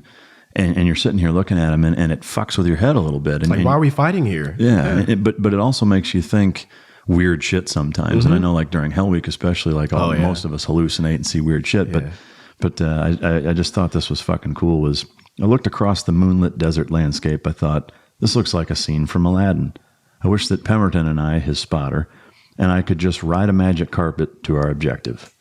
The thought of that image was so ridiculous to me that I started to laugh. Pemberton looked at me with a puzzled expression. I managed to stifle my giggle, and I said, I can't even tell you right now what's going on in my head.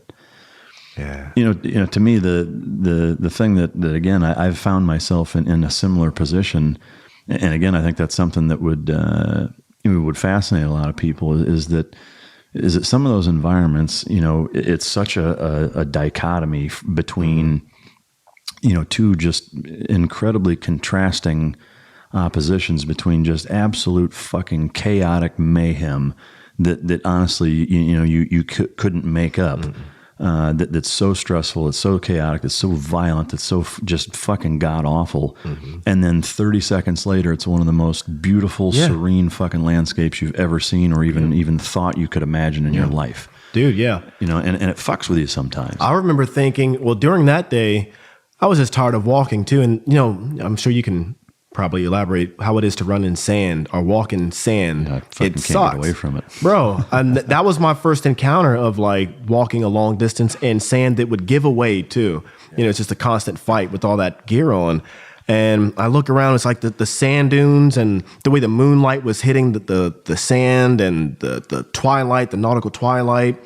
I was like, man, it looked exactly like, it looked like Aladdin. And I was like, you know, I was imagining me and Pemberton on this purple magic carpet with holding hands. Yeah, with golden tassels. Nut to butt. Yeah, nut to butt. And just getting there with our sniper rifles, man. And there was a few times where you look around and you're like, wow, this could be a good tourist attraction place too. If there wasn't, you know, guys with RPGs and AKs. A bunch of fucking hell-bent fucking religious assholes. Yeah. Speaking of weird shit and religious assholes, you'll get this segue here in a second. Some more weird shit, and this is one of those things where our society, again... I think I know where you're going. You already know where I'm going with this one. Yeah. But, you know, the thing that again, that the savagery that exists in this fucking region is something that you know, people, again, they can't wrap their minds around, and not to get too far on a tangent in politics here, but for the love of fuck, trying to import this is mind-numbing, and it's generally only the people like Nick and I and the select others that have stared that in the fucking face and seen things like I'm about to describe. But you know, that is something that's ingrained in them. It's bred in terms of you know, from day one, and being, you know, totally immersed in this type of societal fucking sickness that exists over there, that no different than all of the things that make our society and culture what it is from a heritage and you know, tradition standpoint. Is it's the same, but now this is some whole next level twisted shit, and here it goes. And again, just to build some context, they went on a raid, on a mission, and came across a group of naked men that were all in a fucking man pile on Jack Off Thursday, which I'll let the readers talk about or learn. But Galloway shone his light between the legs of one of the guys they had to pull apart from one another. What looked like saran wrap and a shoelace tied in a bow knot was still surrounding one guy's junk. I'm out of here. Not touching none of them. We'd had enough. We had our paper and digital documentation. Everyone agreed that was sufficient.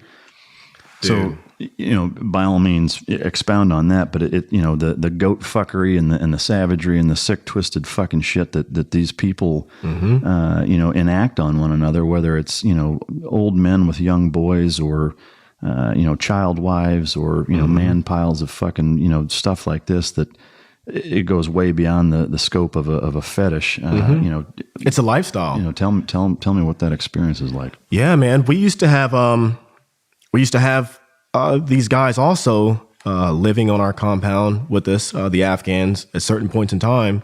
And every Thursday, they'd have Man Love. We called it Man Love Thursday. We need to bring that back. Right? Right? Hey, it's Thursday. Man. Is it? It is? It's Wednesday, but you stick around an extra day, we'll make it. Dude, it was Man Love Thursday. I don't think we put two and two together. I was used to seeing it, walking around and working with them. Like, you'd give a mission brief and you'd see one guy just fondling another guy's dick, like during a mission brief or debrief or something. Who doesn't do that? Yeah, it was weird. And I was walking down from the bathroom one time in Afghanistan, and I see this guy with long hair, and he's like feminine style body, bro, and he's like grinning me up, and I'm like, dude, it's been a long deployment. No, I was like, bro, I got a 9mm, and this is how could I justify this one? I'm not. Hey, you can get raped over there, literally, bro. No, that's no shit. And we went on this mission, and it's like really thick foliage. Lit these guys up. It was a pretty cool one, and things started getting weird, especially when we saw ducks in a row of naked men. It's like 3 guys or something. And I watched we had a little blocking position. They're coming out of wood line, and they just get laid out, bro. And there's also another pile of them. Like they were having an orgy underneath a canopy. And on the imagery from satellite or the drone imagery, bro, it just looked like a heat pile, maybe like a blanket or something. But with your naked eye, it was a mass pile of men with saran wrap, like wrapped around their junk and then bow tie, petitely, nicely bow tied, like condoms, dude, and pulling these guys apart. It was the most disgusting, like, who does that? You know what I mean? It was just nasty. It smelled like shit everywhere, bro. It was just poop dick. It was nasty, bro. Yeah, nasty. I mean, some of the shit you run into, I know, I've been all over the fucking place. I know you have. I mean, whether it's the Philippines, Southeast Asia, fucking Hong Kong, I mean, you name it. Obviously, societies are what they are, and cultures, beget, differences and contrast from what we have here. But I still think there's a, when you look at the savagery that exists, especially when it comes to, to me, whatever, that's some weird shit, but at least it's all adults. The problem that I have with that fucking place is when you're talking about little kids, man, 9-year-old girls with, 40-year-old men and shit like that, where, to me, consensual is consensual. If 10 fucking grown men want to have a man pile, fucking, that's your business and whatever. But what the problem that just don't use saran wrap. Right? Don't be so neat about the fucking bow tie. Just use some duct tape. Whether it's animals, I mean, I know goats are a big fucking problem. I've seen that. And it's just like that shit isn't fucking normal. And when you're talking about non-consensual with fucking children, that's where, I know some of our guys have gotten into fucking trouble beating guys' asses or fucking smoking it, Right place, right time. Going back to that, we were in, I think it was my second deployment to Iraq. We were in Mosul going after this guy called the Vampire. Dude, he was like drinking kids' blood, cutting them up. It was like slaughtering kids. That was his thing of, kids, man.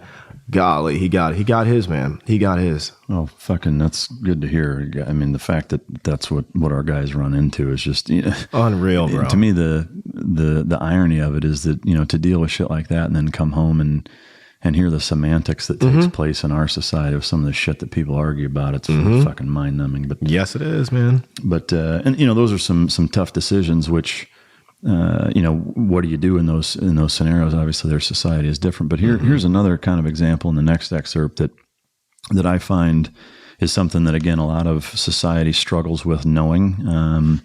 But it's one of those things where damned if you do, damned if you don't. But it's a tough decision that our guys are faced with over and over and over, and I hope that the listener can appreciate that. Once in Iraq, one of my buddies had to shoot an older woman. It wasn't a case of mistaken identity. He knew what he was doing, but he had no choice. He saw her inside a building, moving around with several AK-47s going in and out of several rooms. We were taking heavy fire, and she got killed.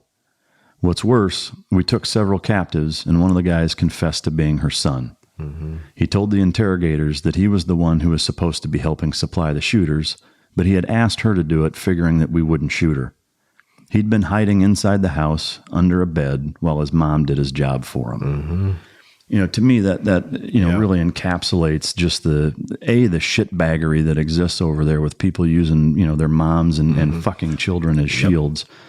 But again, when it's, hey, I've got to make a decision between an old woman shuttling AKs and my fucking buddies, like that's not a decision. She's got to go. Yeah, dude, that was a weird one, man. Like that happened a couple of times too.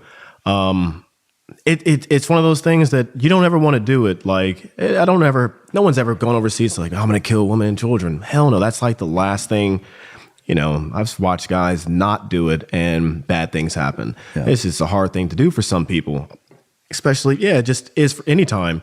But it's a disgusting mindset to give your mom, bro, like of all people, your mom, I can't even fathom that. Yeah. Give my mom something to get her in trouble or potentially killed is like, what kind of, you're not even a man. I can't even call you a man at that point. You're just yeah, I mean, because to use that logic is bullshit. Right? I can't even think of it. Yeah, I mean, because it's like, well, I didn't think you'd shoot her. Like, motherfucker, you shouldn't have put her in that position for them to even be the ones making that call, and to me, that really highlights just the nastiness and the the depth at which the evil that exists that our guys face day in, day out, that's there. And that's some tough shit to fucking deal with. Oh yeah. Obviously, with what I do for a living with canines, there's the dog in the book, Bruno. Love dogs. I know that, you checked out the kennel and saw the heathens. Those dogs, if anyone, those dogs are not even, those are little Cerebruses. Man. Yeah. I was going to say that little demonic things, man. They're, gosh. Yeah. There's a good welcoming committee here at the Tricos Warrior Dog Show, but they'll pucker you up, man. But one of the neat things, seeing some of the stories about Bruno and his handler Val, and I know you worked with multiple different dogs in your career, but one of the things that I find neat, and I'm going to make a correlation between some of the training we do here with what happened on this story, but a little bit of context is that they had done a raid, shit kind of went south. A couple of guys took off running, and the handler sent the dog in after him. And halfway there, they call in fucking close air support, which is a plane coming overhead, getting ready to drop bombs like Hiroshima on these guys that the dog is chasing after. And so, of course, handler and the guys that knew what was happening were freaking out. But I'll read it for you. Atkins had called in for AC-130, asking for 105 millimeter howitzer shells to be dropped on all the targets we'd been engaging. The pilots confirmed 3 targets. They'd gotten out of our easy firing range, and Brent and I just shook our heads, letting the other guys know that we wouldn't be able to get a good calculation on them at that distance and at the speed that they were going. The pilots confirmed again, there are 3 targets. 3? I asked Brent. I've only got 2. You? 2. Then it hit us. The dog was still in pursuit. Before we could say anything, I heard Atkins say, "Acknowledge, you're clear to engage." My heart was in my throat. Sergeant Val, the dog's handler, had joined us at the edge of that opening, the gap in the rocks, and his expression said it all. He'd heard the order and he knew that his dog was done for. He kept licking his lips and his eyes were darting all around, and I knew he wanted to do something. We all did. But there was nothing we could do at that point. We could hear the bombs whistling down, and the handler yelled, "You're going to kill him. What the fuck?" I was feeling this complicated mixture of emotions and responses. I was in awe of the fact that we could call in an attack like that. An AC-130 gunship flying thousands of feet in the air, hundreds of miles an hour, could pinpoint those small targets and drop bombs on them. On the other end of the spectrum, we had a dog whose trainer who had enhanced his natural courage and loyalty. They were meeting in that place, and I hated the idea of that dog losing his life. We all did. I couldn't believe what I saw the next moment. The dog, Bruno, was still running out after all those shooters. Instead of taking a straight line, though, it was as if he could hear the direction of the bombs were coming in from and calculated where they would impact. He was weaving while these small explosions were kicking up dirt all around him. When Bruno heard Sergeant Val call his name and give him the recall command, he put on the brakes, turned around, and made his way back toward us. That was insane to see, bro. Like, I remember, like, that ambush when it started off was, I didn't want to go up to the front. It was Brent's idea. And it kind of not pissed me off. It was just like, dude, it's my last deployment and we're running low on time and you want to go up to the front? Like, we were getting tracer rounds coming down this little alleyway, and then the dogs climbing over the backs and going to go chase these targets, man, these squirters. And watching them go out, we're looking through the scope and watching them go out. But when looking back at Val and his face, man, it was just like his kid almost. You know what I mean? It was just like you could see it in his face that he was worried or that concern. And when he gave that command, I forget what it was. It was a German command, and dude, that dog like perked up and started coming back. But we're like, oh, you can hear like all that going on, and this dog is just, I don't know, bro, shucking and jiving, going, bobbing dude, and weaving, just in and out, weaving. This like, it was a thing to see. But that dog was so like, I'm not sure if dogs have like facial features, but he kind of did. It was like, I got this, like get your camera. This is slow-mo moment, It was like that, man. But once he came back, it was just that unite thing of the owner, and dude, that dog was like a fucking Baywatch, seeing him running off. It was, yeah, it was like slow-mo and his tongue all out, and it was cool to see, man. But the neat thing about that is that number one, yes, the facial not features, but the kind of the expressions that they have on their face are very real, and dogs are incredibly intuitive, especially more cognitive breeds such as Malinois and Shepherds, etc. But something as simple as something I've been fascinated about, and I've heard similar stories, of these dogs overseas, kind of being able to weave and whether it's 40 millimeter, grenades or actual close air support or whatever, this happens pretty regularly. And something as simple as just playing with a chuck-it ball, playing fetch with the dogs.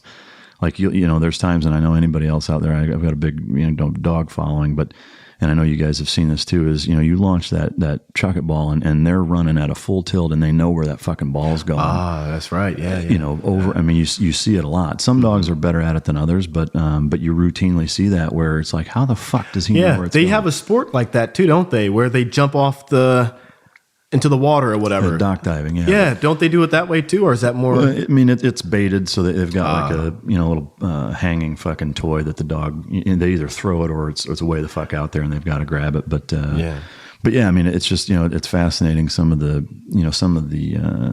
genetic components that these dogs possess that give them the ability to do that. It's pretty fucking wild. But they save lives, man, big time. Yeah, huge respect. I think those dogs they need more credit, more. Something, dude, like the way we get, you know what I mean? Yeah.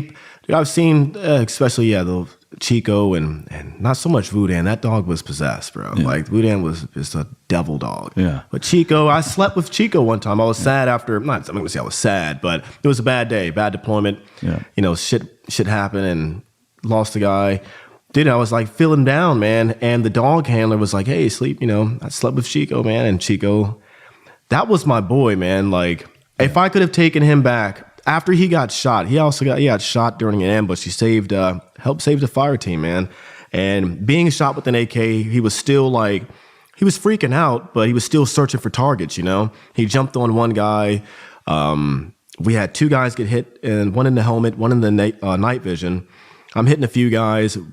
Chico's biting a few, and then he gets shot. Then he takes off. He does this like little run thing in an open field, confused maybe or something. And then he locks back on, and then he like kind of like drained out. So we had to carry him, and, watching that bond between that dog handler did not want anyone else to carry his dog out. We walked for like 4 clicks, bro. And he's just carried him the whole fucking time. Whole way, wading through water and everything. Oh yeah. Nice. He came back to work, I want to say a few weeks later, man. Yeah. But every day, dude, it was, after every mission, I'd go in there and say, what's up, man, in his little cage. And the owner would kind of get pissed because I was a little too friendly with him. Yeah. And, it's like eyeballing his girl, huh? Yeah. Yeah. He's like, hey, Irving, calm down, man. But dude, he was like that dog was the only dog I could like show emotion with. Like, you can't do it with the guys so much, but with the dog, you kind of get that childhood hug thing going. And I mean, to me, that's one of the things I get asked a lot, in the speaking events and different things that I do, from kind of the general public. And one of the things that I think gets a little under realized and appreciated is in an environment where, chaos is the norm, and violence is part of your daily routine, and just the chaos that exists, from a stress standpoint, is that, most people from our side of the pond grew up with dogs or had buddies that had dogs. It's a very American societal norm that is is very, very valuable over there, that provides a kind of a slice of home, that you know, gives comfort to a lot of guys, and that element, I think, again, doesn't get enough appreciation or realization at a minimum. But yeah, it's a fantastic component that these dogs bring above and beyond just you know, saving guys' lives. But transitioning into kind of the last element of the book that I want to talk about, that there's two different excerpts that I want to read just you know, in succession, that really highlight some of the morality that exists in terms of big picture shit as to why we're there, if we should be there, you know, how that makes you feel, and some of the inner workings and intricacies of the funding of the assholes, if you will. And so I'm going to read just two back to back. Yeah. We had a terrorism specialist as part of our unit, and he was the one who told us about the 98% in heroin connection. I have to admit that pissed me off a bit. I was out there laying my life on the line, along with all the other guys, and I believed that I was defending my country. Yet some of the people I was defending were buying an illegal drug that was in turn helping to buy the weapons these guys were using to try to kill me. You know, that highlights, you know, really the next component of the excerpt, which is to say that I was starting to feel disillusioned is pretty accurate. I still believed that we were doing the right thing by being there and taking on these forces, but the toll was climbing. I'd lost some good friends, and I knew that it wasn't just the fact that my resistance was low due to the food poisoning that had me thinking that we were there and some rotting away in the country. I'd felt the same way in Iraq and had begun to question why we were putting in so much blood, sweat, and tears in a place where people didn't seem to want our help or care that we were losing lives in the process.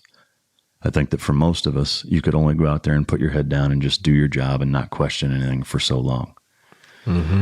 Now, you know, for me, again, even with the backdrop and the context of 9/11 and what that meant to us as a country, and you know, kind of the payback and you know, retribution that we wanted to enact on that country, on that group, as it is Al Qaeda, the Taliban, et cetera.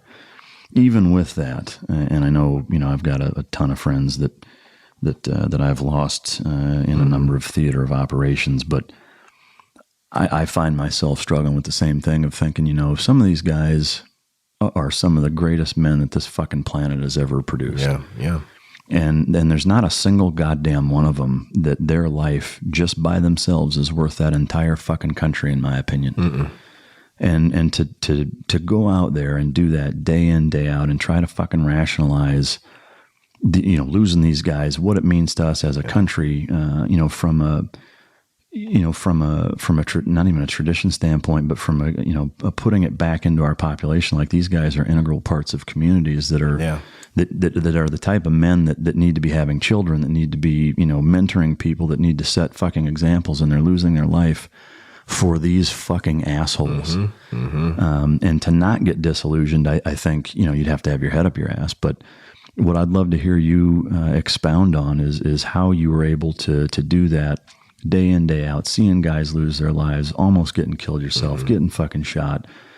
You know, how did you wrap your mind around that? And what did you do to just fucking pony up and get after it and grind on? Dude, I kept it simple, man. I looked around the guys around me, all the guys who I looked up to, the remainders of my leadership, and guys who had been doing it for a long time, like, you know, guys who had 14 deployments, 10 deployments. And, you know, I'd ask them, how did you guys do? Or what keeps you guys going? And it's the same thing. The guys next to you, as cliche as that sounds, or as movie as that sounds, it's the fear of letting someone else down. You know, that's like, that's worse than missing a shot. That's worse than anything to me, is letting another person down that, you know, looks up to you or relies on you or looks at you as a friend or a somebody in their life. You know, to let that person down, it's one of the most painful feelings, I think, that I would, you know, anybody could ever endure. A guy like us, or guys like us for that matter, is you put in all this training with your team, and, you know, you build this bond, and if you don't do your job, you kind of let someone down,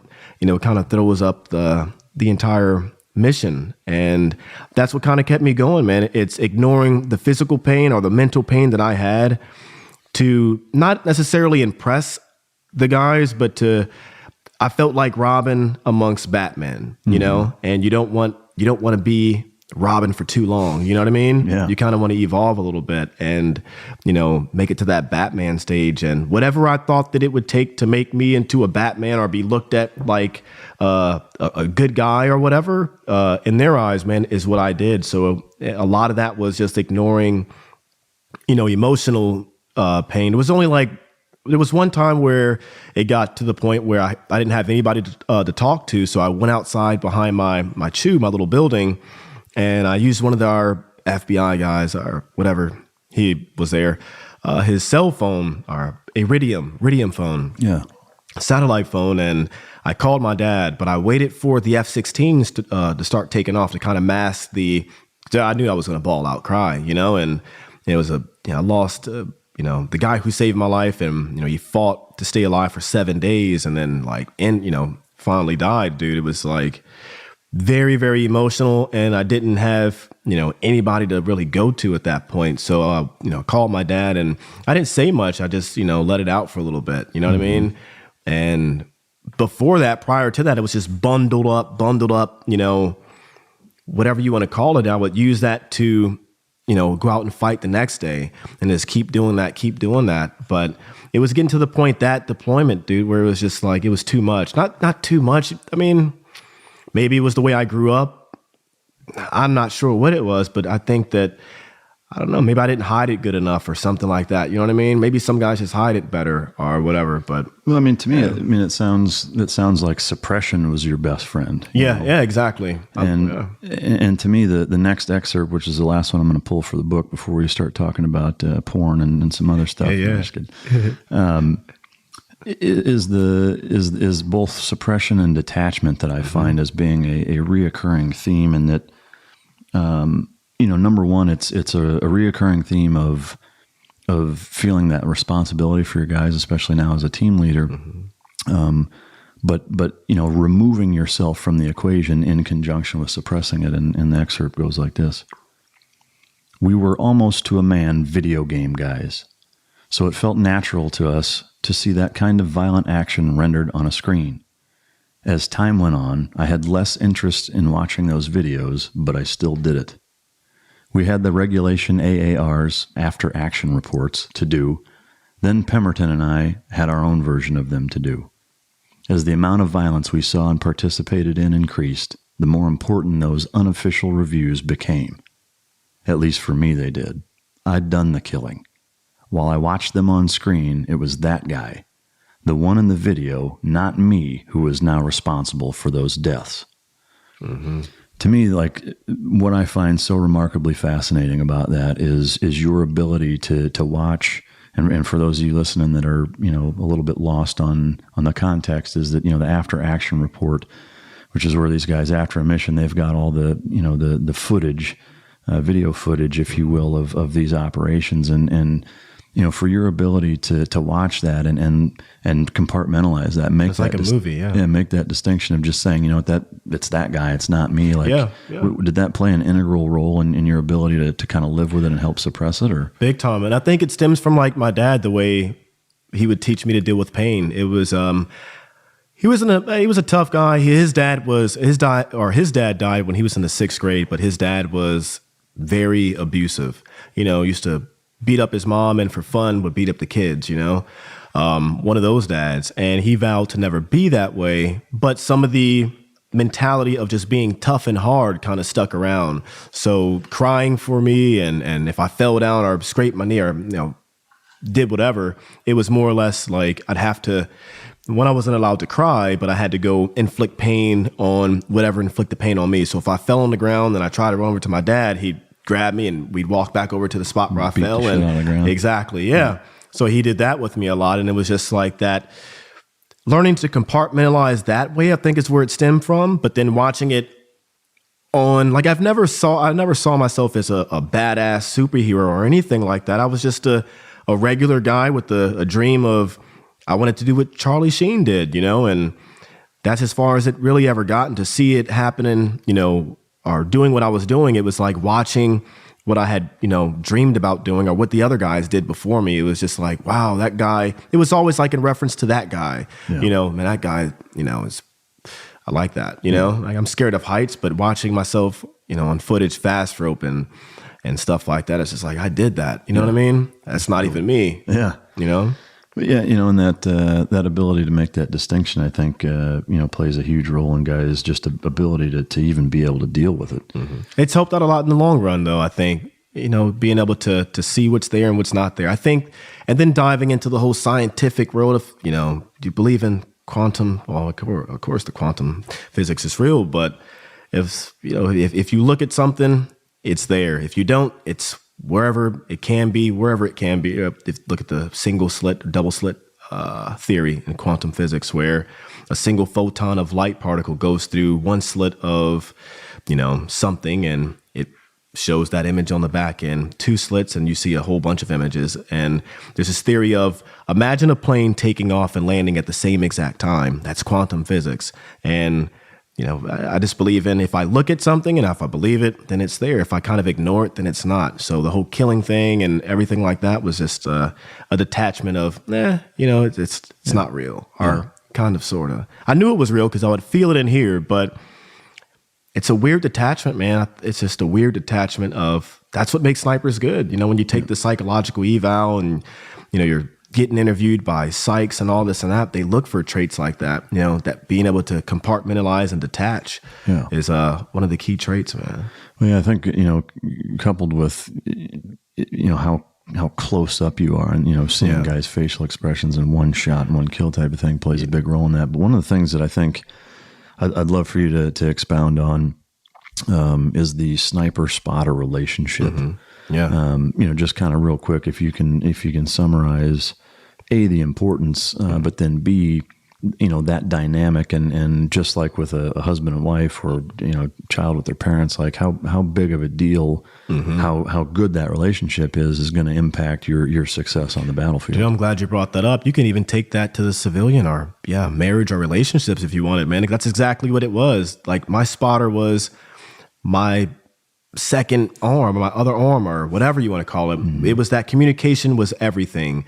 That open communication. If I didn't, like, we would critique the hell out of ourselves after a mission. It's, hey dude, what did I do wrong? And if you fuck around and say, oh no, you were great, bro, I'm gonna punch you. Like, no, I know I did something that was not right. I might have, it's something, always something. Open communication and being willing and able to accept it and build upon that was like what made a great team. And the reliance on each other, it got to the point where you don't have to say anything. It's just a look. Or, I could tell it was Pemberton, dude, by the way he smelt when he sweats. And that's just or bust ass. Yeah, or bust, like, hey, he eats a lot of onions. I know that, it's that bond, man. And I still talk to him to this day, man. It's just a bond that is really, really hard to break, because you go through, so many things, and you're dealing with, a single shot, and the intimacy behind it, and the communication to build up this one shot, and you're essentially both taking the life of an individual.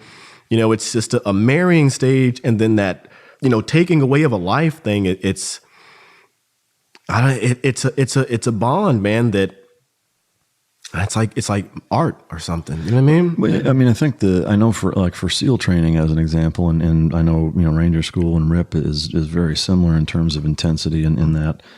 The adage of the strongest steel is forged in the hottest fire. Mm-hmm, like the shit that you guys go through. That's beyond brotherhood. It is, yeah. And to me, like, that really highlights the importance of the relationship that you have with your spotter and just your teammates in general, but also something that, I know you probably are faced with similar things in dealing with some of the civilian, public and whatnot. It is, you can try to explain that to people, but it's hard to explain. Do it till you're blue in the face. Like, it's something that it's your heart, man. Like that, your spotter, your guys next to you going inside of a room, cutting corners, man.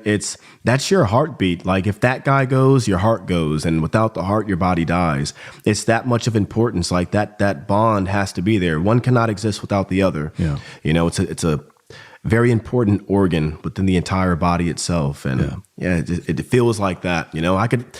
I knew when Pemberton was having a bad day just because of the vibe in the room, man. Just if he woke up and walked a certain way, I knew something was off, or and it was just it's very, very close knit, very close knit. What you said you keep in touch with him. How is your guys' relationship now? I mean, do you talk to him often? Oh yeah, we talk often, and normally it's like we try to get away from certain things, but he'll bring up, or I'll bring, he's like, hey man, do you ever think about, what we could have done different? That gets brought up damn near every conversation, is that Longest Day mission where a cop got hit, and it's like, what could we have done different? And we're still doing AARs to this day of, would have, could have, should have done this, done that, man. And it all comes down to, we did everything we could, but I think being perfectionist and it's just very precise at what we do, there has to be something that wasn't done right, and we just nitpick that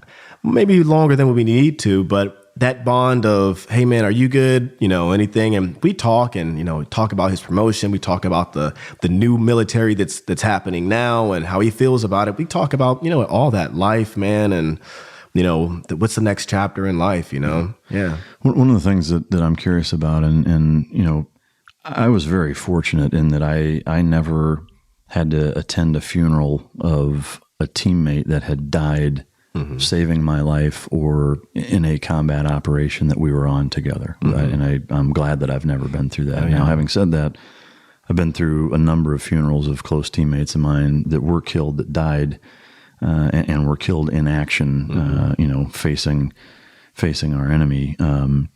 But for me, strangely enough, the hardest funeral that I have ever been to was the first student, because I was a SEAL instructor for the last 3 years that I was in the Navy. The very first student that had gone through while I was an instructor, I didn't remember him real well, but his name was Mike Mansour. Oh yeah, he was awarded the Medal of Honor in Iraq. I was there when he died. Yeah, I was a machine gunner, Mark 48 gunner, just like he was. Right? Was that Mansour, the 48? Yeah. He dove on a grenade and saved a number of his guys' lives, but going to his funeral was different. And for me, the best way I can even try to rationalize it or explain it was kind of like a father losing his son, and I don't mean that, I get it, out of disrespect for his dad, of course, or anything, or that I played some integral role in his life, because I don't think that I did, other than I was one of the instructors that's a big part, man. But whether or not he probably even remembered me is who would have known, but I felt, for me, that it was like a feeling of failure. Of passing the torch and then him not coming home. And it was, to this day, the toughest fucking funeral I've ever been to in my life. One that still gets me choked up even thinking about it. Yeah, I got that. And one that for me, I'll always remember like it happened yesterday. And I'm curious, I don't know if whether you would even call it the fortune or misfortune, depending on how it impacted you. But if you went to any of the funerals of cop or other guys that were lost during that, if you would tell us, how that fucking impacts you. Man, empty, man. It feels like a piece of your soul gets snatched out, like torn off, man. It took me forever to go see Cop's funeral, or his gravesite in Arlington.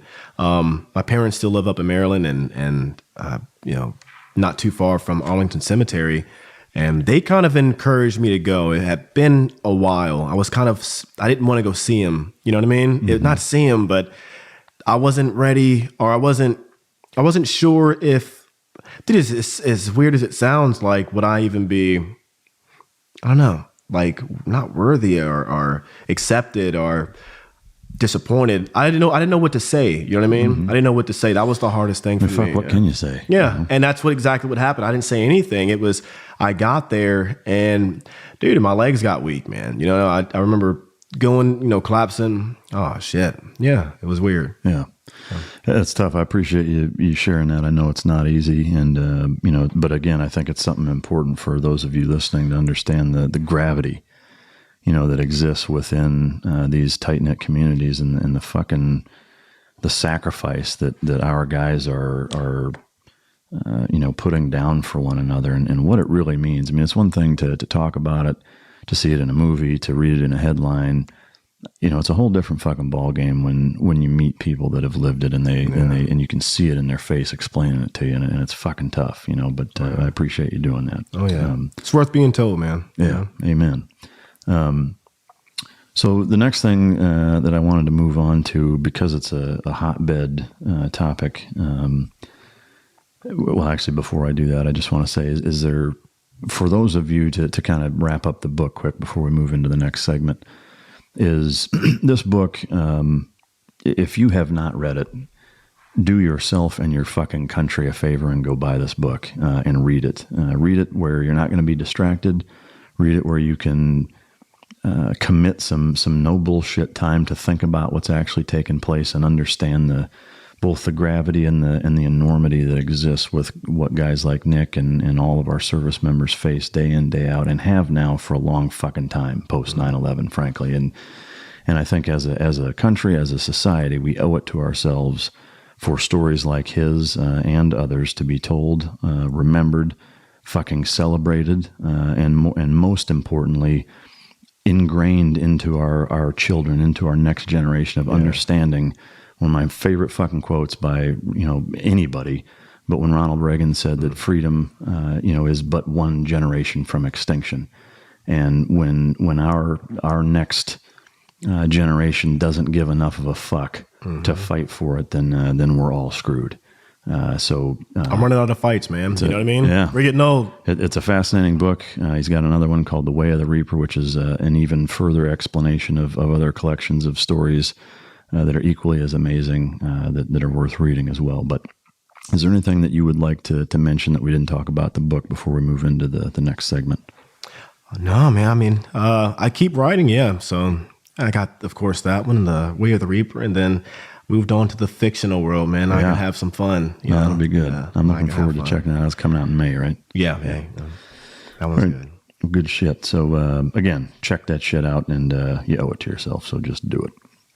The next segment that I want to talk about is totally unrelated in terms of sniper action, but it's something that plagues our country pretty enormously still. And I will say, for me, one of the things that I'm really stoked that you're here is because our backgrounds are pretty fucking similar in a lot of ways. Mm-hmm. We come from very similar communities in terms of the situations we've found ourselves in, and I guess more importantly, the communities that we come from, the people that we kind of grew up with.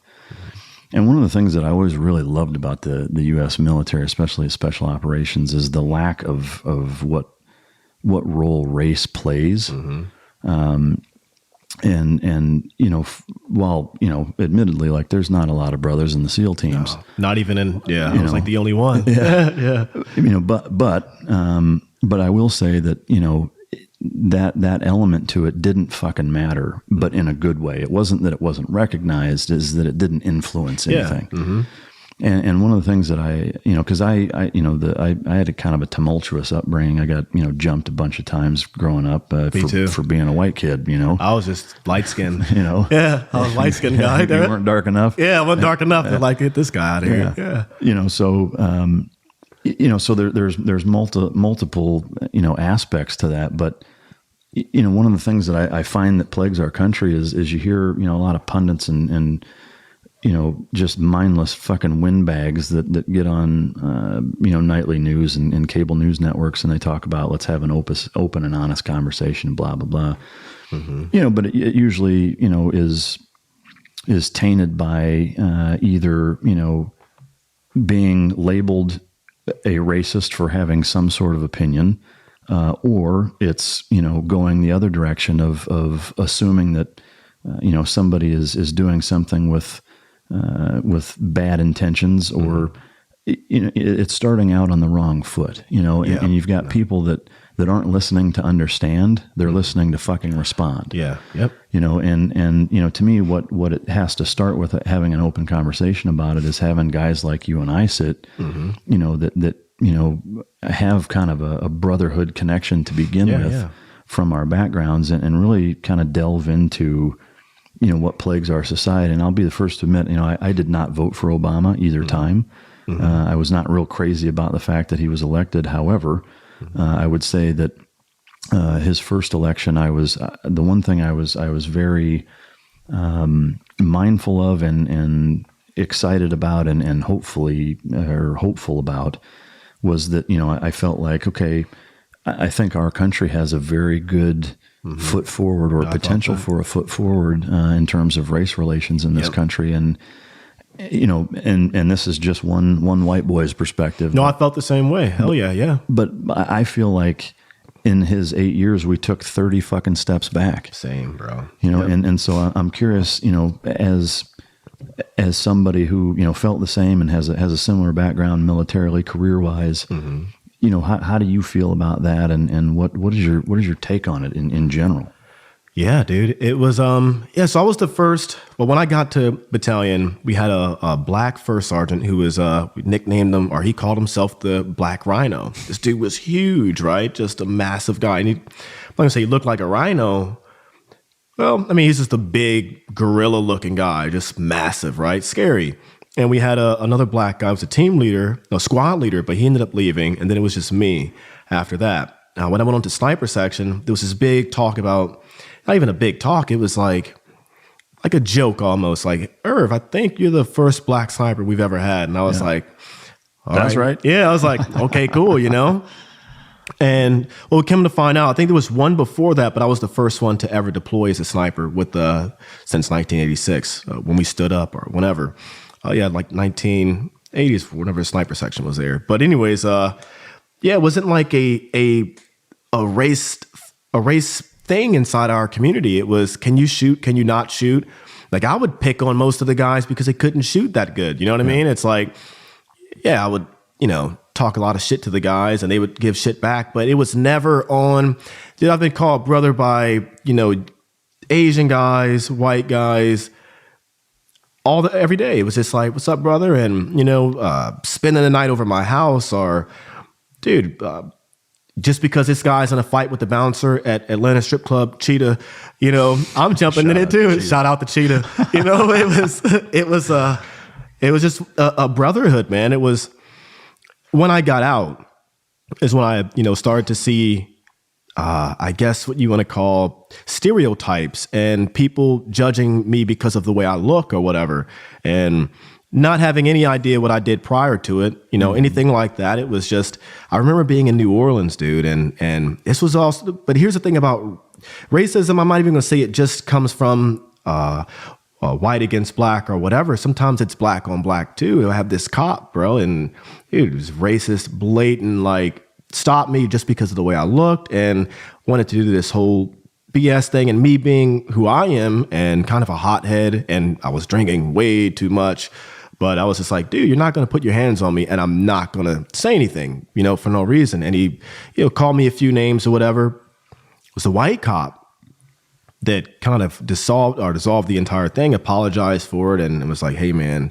it's not like that. So I was kind of torn a little bit, but then I've also walked in a store and kind of had this like, hey, did you just take, I'm like, what the fuck? Like, bro, no, New York Times bestselling author, I don't need to steal a piece of gum. But it was, no, I get it, man. I think that it does need to be talked about. I think that maybe we've gotten to the point where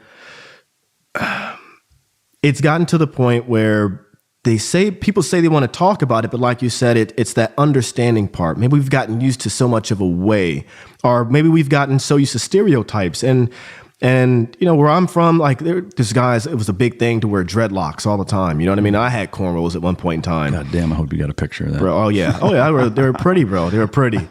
And it was just like, there's a stereotype with certain guys or the way they dress or whatnot, but some of the most intelligent guys, that I know were, had long dreadlocks. They were Rastas and like very smart guys, and most gentle people on the planet. But I think we've gotten to the point where maybe social media and everyone's opinion and influence has kind of polluted people's minds, where you can log online and you can see, this guy did something here and this guy did something here. I think that we've put so much negative into the forefront, because that's what, starts topics and starts conversation and drama, that we don't put forth maybe the good things. I think that the whole stereotype kind of gets out of hand sometimes. Yeah. And once we kind of break that stereotype, like, dude, you have the best barbecue ribs that I've ever had in my life. And where dude, as a black guy, like, that's not even, a stereotype would be, hey, you ought to out-barbecue me. Yeah, exactly. And that was the best barbecue I ever had, man. And it's small things like that, breaking down these stereotypes and understanding, hey, why is this way? Or why do you guys do this? And X, Y, and Z. I mean, if you look at my past, dude, I mean, I was that guy, you know what I mean? Where baggy pants. I stopped doing that with dude, funny story. I decided my parents always told me never, sag your pants. It meant this in prison and all this. And I was like, whatever. And my parents decided to sneak up on me in school one day. And I was walking down the hallway, thugged out, bro. And I hear my name called. I'll never forget my dad. This is Nick. And I was just like, oh my gosh. Bro, I pulled up my pants as fast as I could. And he's like, just come here. We went to the bathroom and he gave me a belt, had to wear church clothes that entire next week. So I had to wear, like, I was going to church every single day after that, just to like prove a point. And he told me the importance of being stereotyped and all this and that. I mean, yeah, of course, I've been pulled over, for maybe a couple of reasons that I shouldn't have been pulled over for. Like, I didn't have a busted tail light, fact. But I think that it's just that it's the stereotypes that need to be broken down, man. Dude, not everybody's bad. I think we've gotten so far away of, as soft as this may sound, dude, but unity or oneness, like, I don't think that if you think about how stupid racism is, right? It's a skin pigmentation. I don't understand, in my mind, how can I hate someone over a pigmentation of something they have no choice? You know what I'm saying? And it's skin color. That skin, you can rip off a piece and set it on the table and it will do nothing but rot away. We've gotten away so much from, we're all sacks of shit at the end of the day. When we die, we're all going to go back to the sack of shit place that we come from. We're all going to turn into mud one day. We're going to get eaten by worms, and that worm's not going to care if it's a white skin, black skin, whatever. It's all going to get, eaten up the same way and whatnot, bro. I think we've gotten so far from unity, man. Everyone's just, it's so much just conflict, dude. No one is understanding the importance of helping another person out. Yeah. To me, I see a lot of parallels between the two political parties and racism in terms of it's gotten to the point where it's a gang, bro. Yeah. Where it's a thug, or it's a Crip and blood mentality, or a Democrat and Republican mentality. But, and we talk about understanding. One of the things that, what I'd like to do here is kind of share as a fucking white male, my frustrations. And I'd love to hear yours too, is that, for me, and, I'm sure people of the white privilege crowd are going to say you're fucking whining, you got no reason to whine or whatever. But I mean, I can tell you, for me, like being a straight white guy, like nobody gives a fuck what you think, and in terms of, wanting to, not only nobody gives a fuck what you think, is that, you talk about getting lumped into, a prejudiced mentality, or I'd say, albeit bigoted mentality, is where you assume, and I'm not saying you, I'm saying, a lot of people in the public assume, well, if you're a white guy, you've had it easy. You're fucking racist. There's a number of fucking things that they're going to automatically assume about me. And a lot of these people, are social justice warriors that are so hell-bent on, and it's the same thing towards immigrants versus Americans, like, in the sake of fucking tolerance towards immigrants or towards any minority group, period, they will chastise and fucking steamroll the majority or other people that didn't have shit to do with anything, and lump you into a category of being a motherfucker for which isn't right. I don't. That's the whole thing. The mentality behind. I think that's the difference between the civilian world and the world we come from, where we get lumped into this melting pot and we all get beat the same way, you know, and we all get a chance to see each other's like bottom low human form, you know what I mean, by being beat down, and we get out into society and you have these different mindsets of, hey, this guy's black, so he must be this way. And to be honest, dude, like I have stereotypes too, even about certain black, you know, and if I go to the Section 8 housing or the projects or go back to Baltimore or something like that, dude, I know not to go to Cherry Hill, Baltimore. I know not to go to certain places in Maryland because, you know, even me being a black guy, I'm not from there. You know what I mean? And I think it comes to history, man. Like certain things, I'm not going to say, maybe some things are stemmed from, you know, past generations. Like I'll look at discipline for one example. The way my parents grew up was, you know, very abusive, and both their parents, their fathers, were extremely abusive, and they got beat a lot, you know. And you look at the generation before then, it was the same, and it kind of, you know, led on to, you know, my lifestyle. And then over time, my parents kind of understood that, hey, this isn't right. We're actually molding and this exact cycle, this continuation of problems that we face, you know, and they kind of got away from that, and it helped me and my sister, and you know, to kind of be better individuals. Not because we weren't beat, but I'm not going to, you know, establish that with my child, and I'm not going to preach the same things that my parents were preached. You know, like, hey, these, you know, people they'll look at you like this. They'll, you know, don't go. I mean, I've had the speech many of times of, if you get pulled over, do X, Y, and Z. Don't ever reach in your pocket. Don't do this. Don't do that. And I never got it, but I guess I kind of did. And I've seen, you know, my friends get jammed up a few times for just nothing at all. And it's just wrong place. Yeah, just wrong place and being a certain individual. Yeah. Yeah. I mean, I guess there's a couple things. I mean, number one, you know, to me, I've been pulled over a lot. Yeah. You know? Yeah. And sometimes it's gone textbook, and other times it's gotten real close to me getting yanked out of the fucking car. I've had guys draw pistols on me. What? You know, that's when you gotta speed off, right? Yeah. No, fucking spike strip. Right. You know, but for me, you know, when I look back at my own internal after action, every fucking aspect of it was directed or dictated by my conduct. You know what? I can agree 100%, 98%. There's a few times where I didn't do shit, but sure. I will be 100% honest when I say that, you know, being in a certain state of mind at one point in my life, and I look back at the situation, and yeah, I could have, you know, talked to that man like a man. And I think that's where you kind of get that establishment. Yeah, there's a conflict between, you know, if you look online, there's police, and then you have, you know, this demographic of people that have tension between them. That tension, and when you see it all the time, it kind of already builds a mindset of, oh, I have to be defensive, I have to be a certain way, and that comes off, you know, to a person who may or may not see something, or you as an individual, a certain way, but they get this fear of, hey, this guy's aggressive, and it might come across that way, you know, and I'm guilty. I've been guilty of that, and I can, you know, 100% say that the times I have been in trouble, my mouth has got me, you know, maybe pushed a few buttons that shouldn't have been pushed, you know.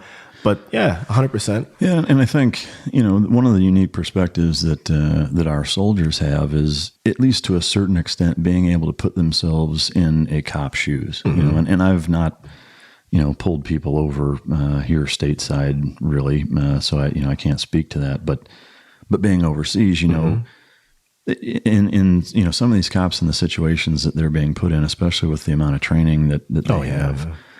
You know as well as anybody, like, you get to where you see things overseas, you're like, I know that motherfucker's up to no good. Yeah. Like, I can tell by the way he's walking, you know, and bear with me for a second, but if you're in an area where 99 times out of 100, it's a guy that is black, has this type of clothing, is driving this type of car, is in this area or parking lot or whatever, to me, to deny the fact that it's human nature to make patterns out of things and see similarities does a disservice to the human mind. But now, does that mean that you should default to it? No. But I think that our society has to at least have an understanding that's a natural tendency. 100%. I think even if you wanted to get around that, what if they changed the certain demographics? Let's say if you put, I don't know if you could do it, but if let's say my mindset going into an environment is, hey, everyone who looks like this profile is going to be this type of way. But if I come from that area and I get that environment, like, oh, they dress like this because that's just the way it is, and maybe you get a different perspective on it, maybe that would, help some of the cases as well, or some of the problems. But I mean, I think, like I said, going back to the whole race and, stereotypes in itself, like those have to start getting broken down, to its bare bone first before anything can even happen. I think that, there's way too many stereotypes just stereotypes of certain individuals, man. And dude, you have to admit, there's just a lot of negative hate in America. And that's hard for me to even not hard for me to understand, but seeing it evolve over time. Like we talked about when Obama got elected, and I didn't vote.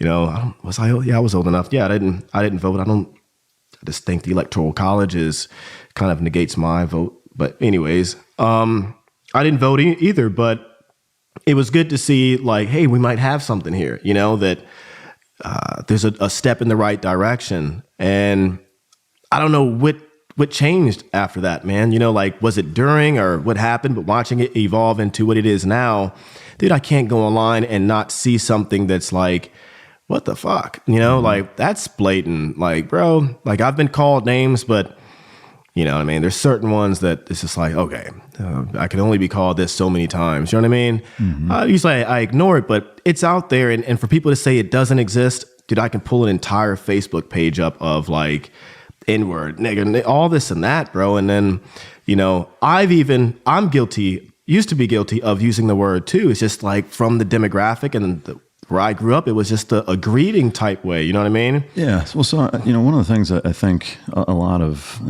I'll just say white folks are curious about it is that, and I'll say myself included, is that, and I understand, generally the responses with the historical context, et cetera. And, I get it, sort of. Obviously, I'm not a black man, but I understand, a negative association with certain words, depending on ethnicity and et cetera. But to me, from, looking at it from kind of an aerial perspective or from, a more neutral ground, is that, as a society, if we say this word is unacceptable, like, to me, it's like with freedom, like, well, then fuck, it's got to be unacceptable everywhere. And I agree. I think that, like, my parents, they were big into that too. I didn't listen to them, but I get it now.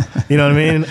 I get it. And I tried the whole, tried to join a gang, and if you want to call it that, it was just a bunch of dumb kids, man. But it was just, I agree. Like, I think that word should definitely, be thrown out of the dictionary. I don't like it anymore. I don't think it's the way I want to, greet another human being or individual. Dude, if you have to try or look up this SALT project or this SALT science experiment where they take a bottle or a can of salt, different cans, and they label one with hate, one with love, and one with something else. And every day they say, I hate you, and this one turns to mold and black, and then they say, I love you to this one, and this one stays pure, and they don't know, why it does that or whatever. It's just the negativity associated with it. And I think that when I'm talking to another person like me and I use this derogatory word, no matter how we perceive it to be derogatory or not, the meaning behind it, the word itself is derogatory. And if I'm putting that on someone, I'm kind of putting that person down subconsciously or consciously, whether they know it or not. It's like I'm influencing some portion of them to, kind of belittle that person. Why won't I call them, a brother, a man, or just anything? I just kind of, I think that in order to better ourselves, we have to get rid of that, certain negative things, even the small things, like words like that. Do I get it? Not anymore, not anymore. I used to kind of say it was for rap music and X, Y, and Z, and because it was, no. But then I don't know. Yeah, I mean, to me, like, I don't know if you watched the, and forgive my ignorance on even knowing the name. I think it was the State Correspondents' Dinner, maybe. It was like the last dinner that Obama had, and the guy... Oh, yeah. Who's a comedian. I did not like that, man. That was uncomfortable, bro. I mean, so to me, like I said, I mean, fuck, I'm here I want to get it. I want to understand. To me, like, if I have a problem with anything, how can I logically expect whether it's a group of people, a society, a fucking state, an age range, pick any fucking thing. How can I expect something to not take place if I have a laissez-faire attitude towards it being used in certain contexts? Like, I mean, to me, it's... Oh, I agree. Yeah, I agree. That's the first half of it. Just like, if the other half of it, and again, for the critics out there that may say, well, you don't understand because of the historical reference. Hey, okay, but... Yeah, but I do, and I still think that it's... Dude, I don't know. I don't think it's right to call someone... I mean... It's just if you know the meaning behind it, what it was used for in the derogatory way, but there's also another little, I'm not sure if many people know about it, but there's also something like the Niga tribe in Africa. And that word means like king and queen. You know what I mean? But I think that's where it kind of got twisted. And then they used that, let's call them the Nigas. And then it turned into whatever. And it was used for derogatory. Then it switched over time. But we know what it was used for here in America. And if anyone wants change at any aspect, you can't ask for it and then not be willing to, to be part of it. Be part of it. So if we want to be looked at a certain way, that goes for anybody. You know what I mean? If you don't want to be looked at like, hey, if I met you for the first time and I'm, stereotype, I don't even know, like, what's a good stereotype for a white guy? Like, let's see, he can't dance. Okay, there we go. Boom. Okay, I don't know. I mean, let's say you can't dance, right? You can cut it up, Nick. I'll tell you. See, I'm not even gonna lie about that. Now that you brought that up, perfect example. Yeah. Now that you brought that up, and I'm picturing music in my head playing and you dancing, I don't think you can. Yeah. I'm about to prove you wrong. I need to see it. I'm gonna grab a rib and I'm gonna cut it up here. Nice. But that's the cool thing about it, though, man. That's how you break, dude.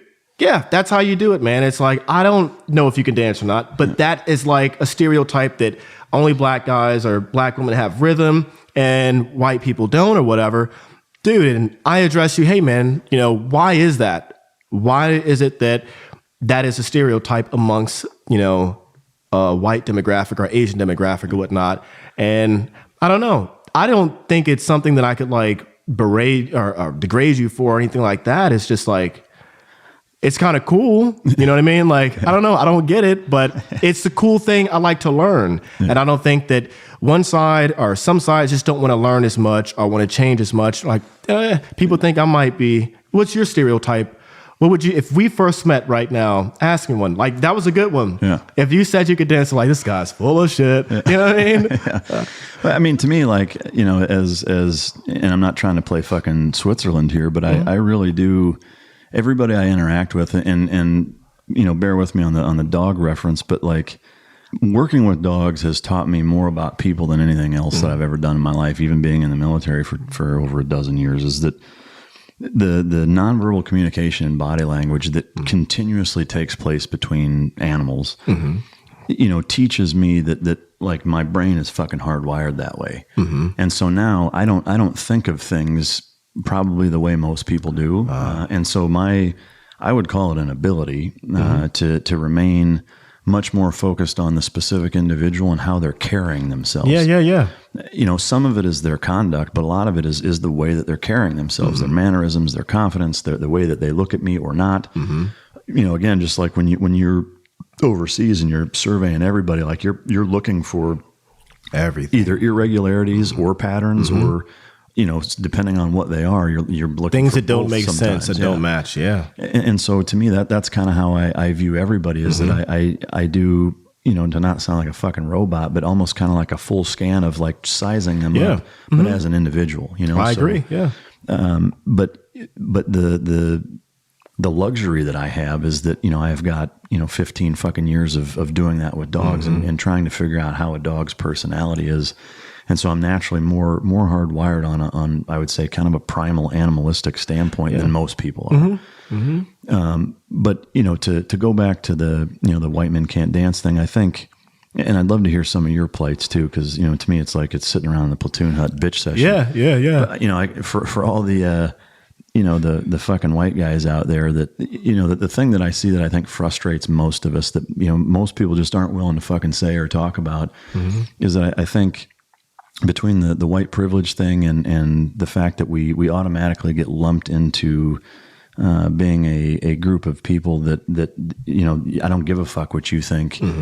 I'm assuming that you don't like me because I'm black, Asian, Mexican, whatever, that you're going to throw stereotypes at me. But if you look at the white men can't dance, you got a little dick, you got, if I can pick any I'm not going to go that far. Dude, I've been in this, you go I've been to basic training, you know what I mean? And that's not a true stereotype. I don't know. You and me both, I know. But the fact is that when I think of, I can't think of a stereotype when it comes to the straight white male that exists that isn't negative and isn't generally laughed at. It's like, it's the dorky white fucking dad that can't dance, that can't lay the fucking pipe, that's just a boring, he fucking goes bowling on the weekend and he's a lame ass. You should see me on the weekends. But like, it's funny though. Like when you bring up stereotypes about other races, it's not funny. It's offensive. It's how the fuck could you say that? And I think as a group, because that's the group that I'm in, I think, whether you want to call it a fucking plight or not, I mean, that's the reality. The second thing is,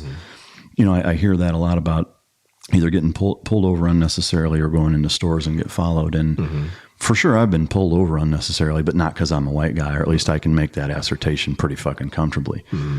But, and again, I'm not saying that this is even necessarily apples to apples, but I think in a lot of ways it is, in that you don't generally hear about things like, if you were to take me and I'll let you, answer this one, like put me on a Saturday night in Southside Chicago or in fucking Harlem walking around by myself. Oh, good luck, bro. But yeah, like, you go into a store, you get followed. Like, what do you think is going to happen to me there? Oh man, you're not making it back home, maybe. Yeah. And why? Because you're white. Right. Yeah. So, but that doesn't ever get talked about. That's true. And if it does, it's you fucking white privilege. Like, I'll tell you right now. So why is that then? I never even thought about it like that. Yeah. And that's the thing is that it never gets talked about because you're the fucking white guy that has the privilege and this, I'll tell you right fucking now, there isn't a goddamn thing on this property that was handed to me. And I'll say the same thing too, man. Like for, blacks feeling that they're I'm not sure if I'm not going to sit here and say I'm trying to dispel a stereotype, but I am going to say that if you work hard, and dude, I was never a believer in it. I would watch TV and stuff like that. Now to hear, people who didn't look like me say, all you have to do is dream and pursue your dream. I'm like, bullshit. That's not going to happen for me, but I found that, dude, I honestly found this, man. If you're a sincere individual, good intentions, and all you want to do is something, whatever you want to do, you know what I mean? Anything. And I preach this to, little top secret information. I have a 1-year-old. No shit. Yeah, full-time dad. God damn, well, congrats. Yeah. Oh yeah, full-time dad. Better you than me. Dude, I love him, man. That's my little. He gives me a hard time, not gonna lie. Anybody who says, "Oh, it's dude, it's tough." You talk about tough. No sleep. I'm right there with you. But it's like, man, I think that you can do anything, and it's just about like not accepting society's opinion. No matter what society says about me or anything like that, dude. There's no way I'm gonna let that stop me. I just don't. My mom always used to say that when you die, there's only one person inside that pine box. So who the fuck do you have to impress while you're here? Yeah. You know what I mean? There's only one person down there. So do what you have to do now. Dude, when you go, that's it. So I don't really think too much about because I'm black, I can't be an author, or because I graduated high school with the 1.7, I can't be an author, or own a company or anything like that, dude. It was no bullshit. Like, woke up, I got tired of the situation I was in, which was really bad at the time, and I needed to make a difference. And the mindset, I reverted back to that, selection mindset of there's nothing that can stop me. Either I'm going to go home and, they're going to have to make me quit, or I'm going to die here. And I felt the same way with a project that what I'm doing. I didn't put a stereotype behind it. And that's the cool thing about the imagination. There is no color. You know what I mean? We all dream the same, and all those things can come, possible if you just put your mind to it. And I think that's one of the big things I think that I'm not trying to, it just kind of happened of the day and age we live in, and me being a black guy, you know what I mean? It's. I think it's saying something. I think it's saying that there are people out there that, dude. I'll give you an example. A book signing. Being in the civilian world when I first got out, I kind of had that. I was falling into the the mindset of like, oh man, it's hard, and because you're black and all this and that, and Obama's not whatever, dude.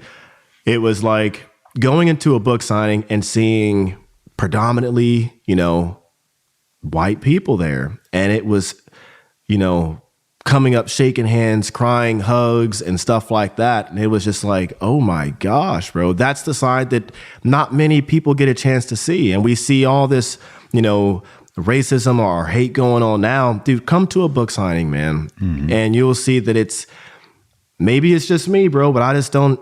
Does it exist? Of course it exists, but there's more positive stuff out there than there is negative. I think that we, of course, harp on it way too much in the media outlets that kind of control the mind. That's why they call it television. It's telling your vision, programming.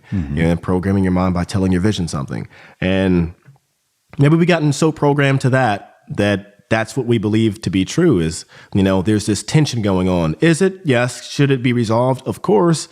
But we've gotten so much into the negative aspect that no one wants to listen to each other anymore. Yeah. Shut that shit off, and we just need to talk, man. It's a legit talk question.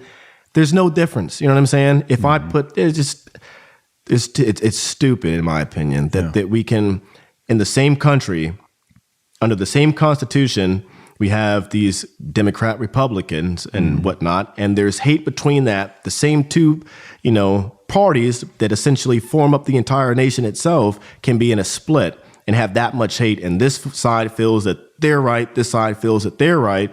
It's a civil war without bullets. You know what I'm saying? Yeah. And I thought we gotten past that. It's just. Yeah, no, I agree. And I think, for the, fuck, where do we go from here? I think, Where do you, man? Yeah, I mean, to me, there's two main components, and you just touched on one of them is there's got to be an understanding, and that's on every side. I mean, because it's not two-sided, it's fucking 12-sided. But there's got to be an understanding, and I think everybody is guilty of listening to respond and trying to, well, you did this, or well, this happened, and it's not a fucking contest. Number one. Yeah. It's like relationships. You ever get those tit for tats? Yeah. When a relationship with your girl, about winning, than just solving the fucking problem. Exactly. And that's politics 101, and that's. There's a lot of bleed over, I think, from politics into race relations, frankly. But big time. I think it's the perspective, and again, one of the things that I've learned from dog training that transcends every aspect of life is perspective, and by that, in that you've got to be able to put yourself in a different perspective, and that really is the key to dog training. It doesn't fucking matter what I think, and in terms of race relationships, like if you and I go into the conversation by default saying, Mike, it doesn't fucking matter what you think. Figure out the way Nick thinks. How does Nick view this? And if you take that same mentality, now I'm doing nothing but trying to understand where you're coming from, and you're doing nothing but trying to understand where I'm coming from. To me, that's fucking step one. Because without that happening, again, it can't be one-sided, and I don't say this to pick on anybody, but I hear a lot. You don't know what it's like to be black in America. Oh, right? Yeah, I hear that. Yeah, you hear that all the time. But okay, guess what? You don't know what it's like to be white in America. Now the assumption is, well, it's fucking easy and all that other stuff. But again, like I have to 8 Mile, baby. Yeah, I have to try to understand what it's like to be you, and you have to try to understand what it's like to be me. And until that happens, you're not going anywhere. If it's if I say something and you're fucking racist, like if we're starting out that way, it's not going to work.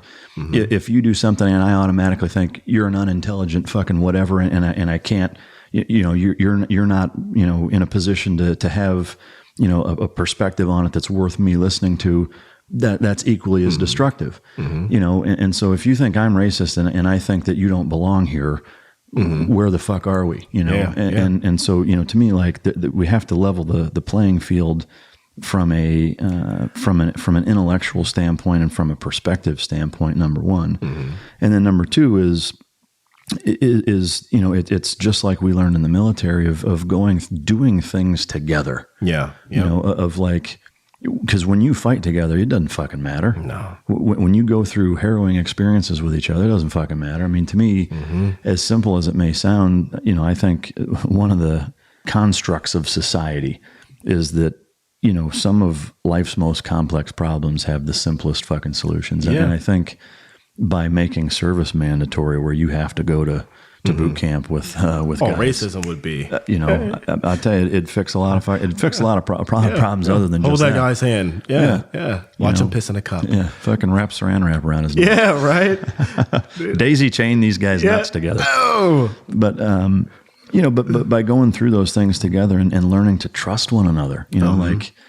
Because you remember going through Ranger School and RIP and infantry training, boot camp, and me through buds and platoon training, and the level of trust that you all trust, man. That you gain from doing that with guys, like it transcends all that bullshit. Hey, bro, pack my parachute. Yeah, fuck, man, you better trust that. Yeah. Motherfucker, Oh yeah. Yeah. Hey, pick up my wife from the airport. Yep. Yeah. You better trust that motherfucker. It's been like 2 days. They haven't. They're not back yet. Why is your phone turned off? Yeah. But yeah, I mean, new password. But yeah.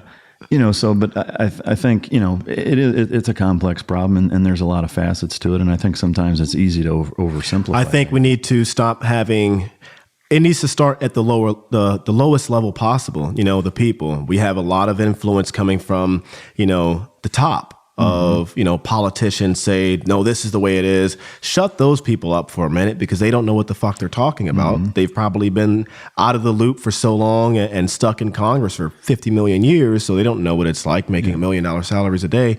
But you bring it back to the lower level.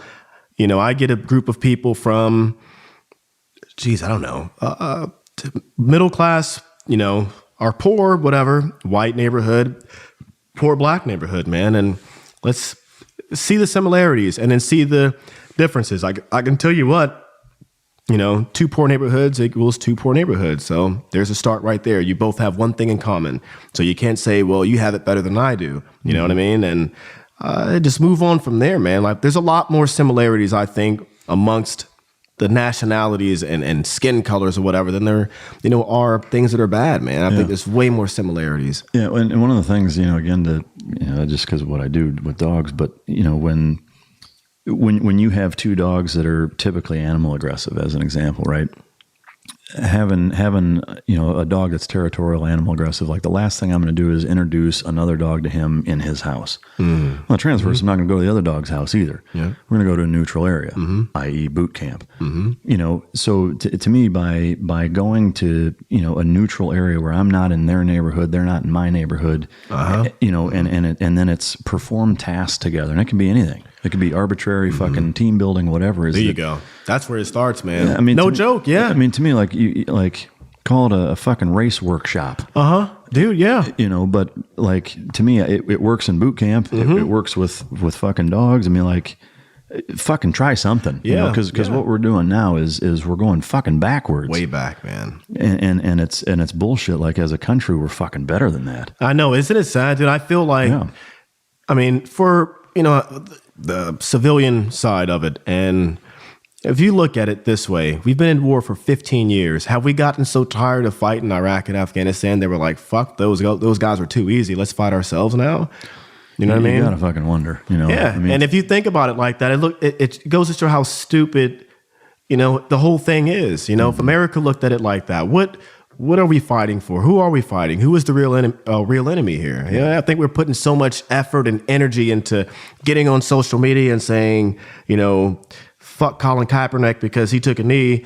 Well, Colin Kaepernick didn't put this awesome plate of ribs on my plate today, so I give. You know what I mean? Yeah. I don't really. Those ribs made a fucking impact, dude. They changed my life, man. I'm taking the bones home. Yeah, that's another thing we talked about. You had the Georgia thing, man. You're gonna have to fucking tweet that you have Mike Ritland's bones at home. Yeah. Oh, there we go. I got eating his bone marrow. Right. Sucking on his bones. That's good shit. Fuck yeah, you got to tweet that shit. Well, I got to tell you, man. Before we wrap it up, we're going to talk about some of your projects and stuff. But the insight from both the book and the plights that our country's faced unnecessarily since we've both been out and home are invaluable, and it's just been fucking awesome having you here, man. I really appreciate you taking the time. I know it's a long fucking drive, and dude, this is where it starts, man. If veterans wanted to give back, I think that's something that every veteran can do. You know what I mean? Support each other. Yeah, support each other. Let's take a step back for a minute, and we fought for our country overseas, right? We see there's a war going on here. Why don't take the lead like we would overseas, man? And this is where it starts of like, hey, what are we fighting for, this race stuff? I can go shoot with the white guy, and if he gets shot, guess what? Whoever shot him, fuck him and that entire village. You know what I mean? So, well, yeah, and there's I don't remember what the or how exactly the adage goes, but it's the gist of it is when people give blood, like when you see a fucking blood bank there, you don't know who it came from, but guess what? They gave it to save your life, and you're taking it, and it's fucking irrelevant, Exactly. So you take that mentality into life, Yep. But what I would like to do is a couple things. Is number one is if you are not following Nick on both Instagram, Twitter, Facebook, for the love of shit, do yourself and your country a favor and do so, because I don't know that a bigger patriot exists than this gentleman, and I'm fucking honored and flattered to have him in my house. So do that. Buy this fucking book, and I'm not asking you, I'm fucking telling you, buy it, because it should change your life, and if it doesn't, choke yourself, because it's that fucking good, and it's important that if you have children, or even if you're fucking, sterile, that you read that book and you understand the sacrifice that our guys go through, and the sacrifice that they make for one another, which ultimately, comes down to sacrificing for our country. So so do that. He's got The Way of the Reaper, which again is even more stories similar to what's in the first book. And then I would love for you to tell us about the next book coming out, as well as your projects on TV, mostly Discovery Channel. Let everybody know how they can follow you, where they can go, and what you have going on. Yeah, of course, follow me on the social media. It's a lot of positive stuff on there, I guess, and a lot of philosophy and just, thoughts, man. Just things to get the day going, and things that, when I wake up and pop into my head, I, talk about it for a minute. It's like what motivates me throughout the day. Book-wise, man. So yeah, the fiction book is where I am picking up now. It's that new chapter in life. I look at, life is a book. And for me to like this part of my life, dude, it was the most, of course, impactful thing. It changed my life, and, of course, still affects me to this day. But now it's to the, I guess that polar shift of lifestyle, man, of, I can't read a book. I can't get to the end of the book. Maybe I could, but if I kept my hand on the grouping of chapter 5 and I went on to chapter 6 and 7, but I still keep flipping back and rereading this one, that's an awkward way to read a book, is reading it this way. It's just awkward. Maybe highlight a few things in chapter 5, and you can come back to them, in different points in your life. But I think that, by me going to the fiction side, it's bringing back that innate thing we're all born with, the ability to create and dream and explore. I think that's where all the fun stuff, that's where you change the world. I mean, it's, cliche or soft as that may sound, dude, like that's where it starts. You know what I mean? It's, I think that the things we're talking on right now, and that was all thought of, someone dreamed it, and someone dreamt of a desk and all this stuff. You know what I mean? And here it is now. I think just there's so much more positivity, man, and just a lot to be spread around. And there's always two things. You can apply this to anyone, their life story. There's two things you will always learn in someone's story: what to do or what not to do. You know what I mean? And that goes for any race, color, or anything. There's always something to be, taught, something to be picked up from, what to do, what not to do. At least take that away from it. But getting into the fiction world, it's going back to the childhood roots, man. I think that we become so adulthood, and we kind of get so, this is the way it is or whatever. And we forget to have fun sometimes. Yeah. You know what I mean? We forget to loosen up, let loose. And I think that laughter, that imagination, man, like what happened to the, just I don't know. I look back. This may maybe not make me sound too old, I guess, but like the 90s. And, we had sitcoms like, I'm sure you watched Fresh Prince of Bel-Air. Okay, yeah. So I can do the Carlton. Yeah, okay, yeah. That's what we got. Yeah, dude. So, yeah, it's just like that brings, people together, man. Like, we can relate to that. And I just think that, man, just exploring just the fiction world and giving a different aspect and different share of stories. Who knows, man? I might be the new partner with Jason Bourne or something like that. You know what I mean? Yeah. Hey, why not, man? Why not? Just exploring them. Going back to not a kid, but we just get so caught up in being adults. The world needs more recess. Yeah, there we go. Do you remember that cartoon on Saturdays? I might be way dating myself. It was Pepper Ann, Recess. Dude, that was... Shit, you're younger than I am. Yeah, yeah, that was the shit, man. Fucking A.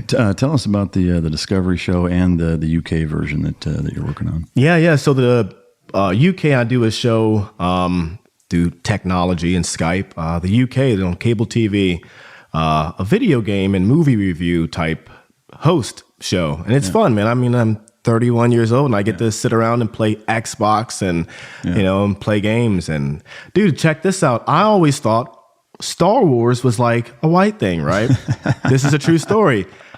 I played the video game and I'm a Star Wars fan, bro. Yeah. Dude, I was going to go into the whole Darth Vader thing, but dude, like that's badass, man. I get it. Like it's really neat. You know what I mean? I'm like, oh shit, this is kind of cool. And I've played, this is going to sound weird. I've played NASCAR, the F1 cars. Oh yeah. And like, dude, all the technology and the shit that they have to like the pits, and there's a math behind that. Yeah. There's a strategy, a very deep strategy, bro. And I thought you just have to go fast, and that was it. It's a fucking chess game. It's a chess game. And dude, speaking of chess, my dad brought me up on chess since I was like a baby, man. And I love skills. There it is. Yeah, I love chess, and he was big into like the Deep Blue machine from IBM back when this Russian guy played the big supercomputer and won. Yeah, we tried to. Yeah, but anyways, man, I just like, I don't know.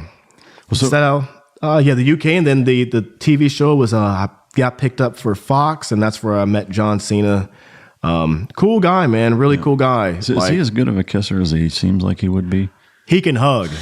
He can hug. But I will say he will kiss you, bro. If you push it, like he won't back off. Yeah. It's gonna happen. It's uncomfortable. It can get there, and that's a big guy. Yeah. But and then just building a friendship with him, and it's just like, hey man, he called me up one day and he was like, hey, I have this movie. I'm gonna be a sniper in this movie called The Wall, and everything comes full circle, man. Like, be careful of who you are mean to sometimes, or who you kind of push off to, you just never know how things may come back full many years later or whatever, dude. So me and John kind of, just had a few talks during the show, and we had this like, mutual, hey man, that's kind of like how I grew up or whatever. And it turned into, hey, come over to my house. And it's not no Hollywood shit, but come over to my house.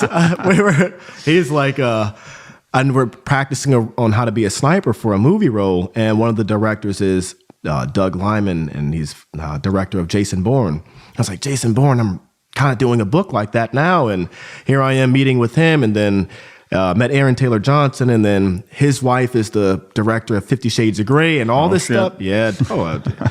Beautiful lady, man. She's a really, really good lady. Like, really good person, man.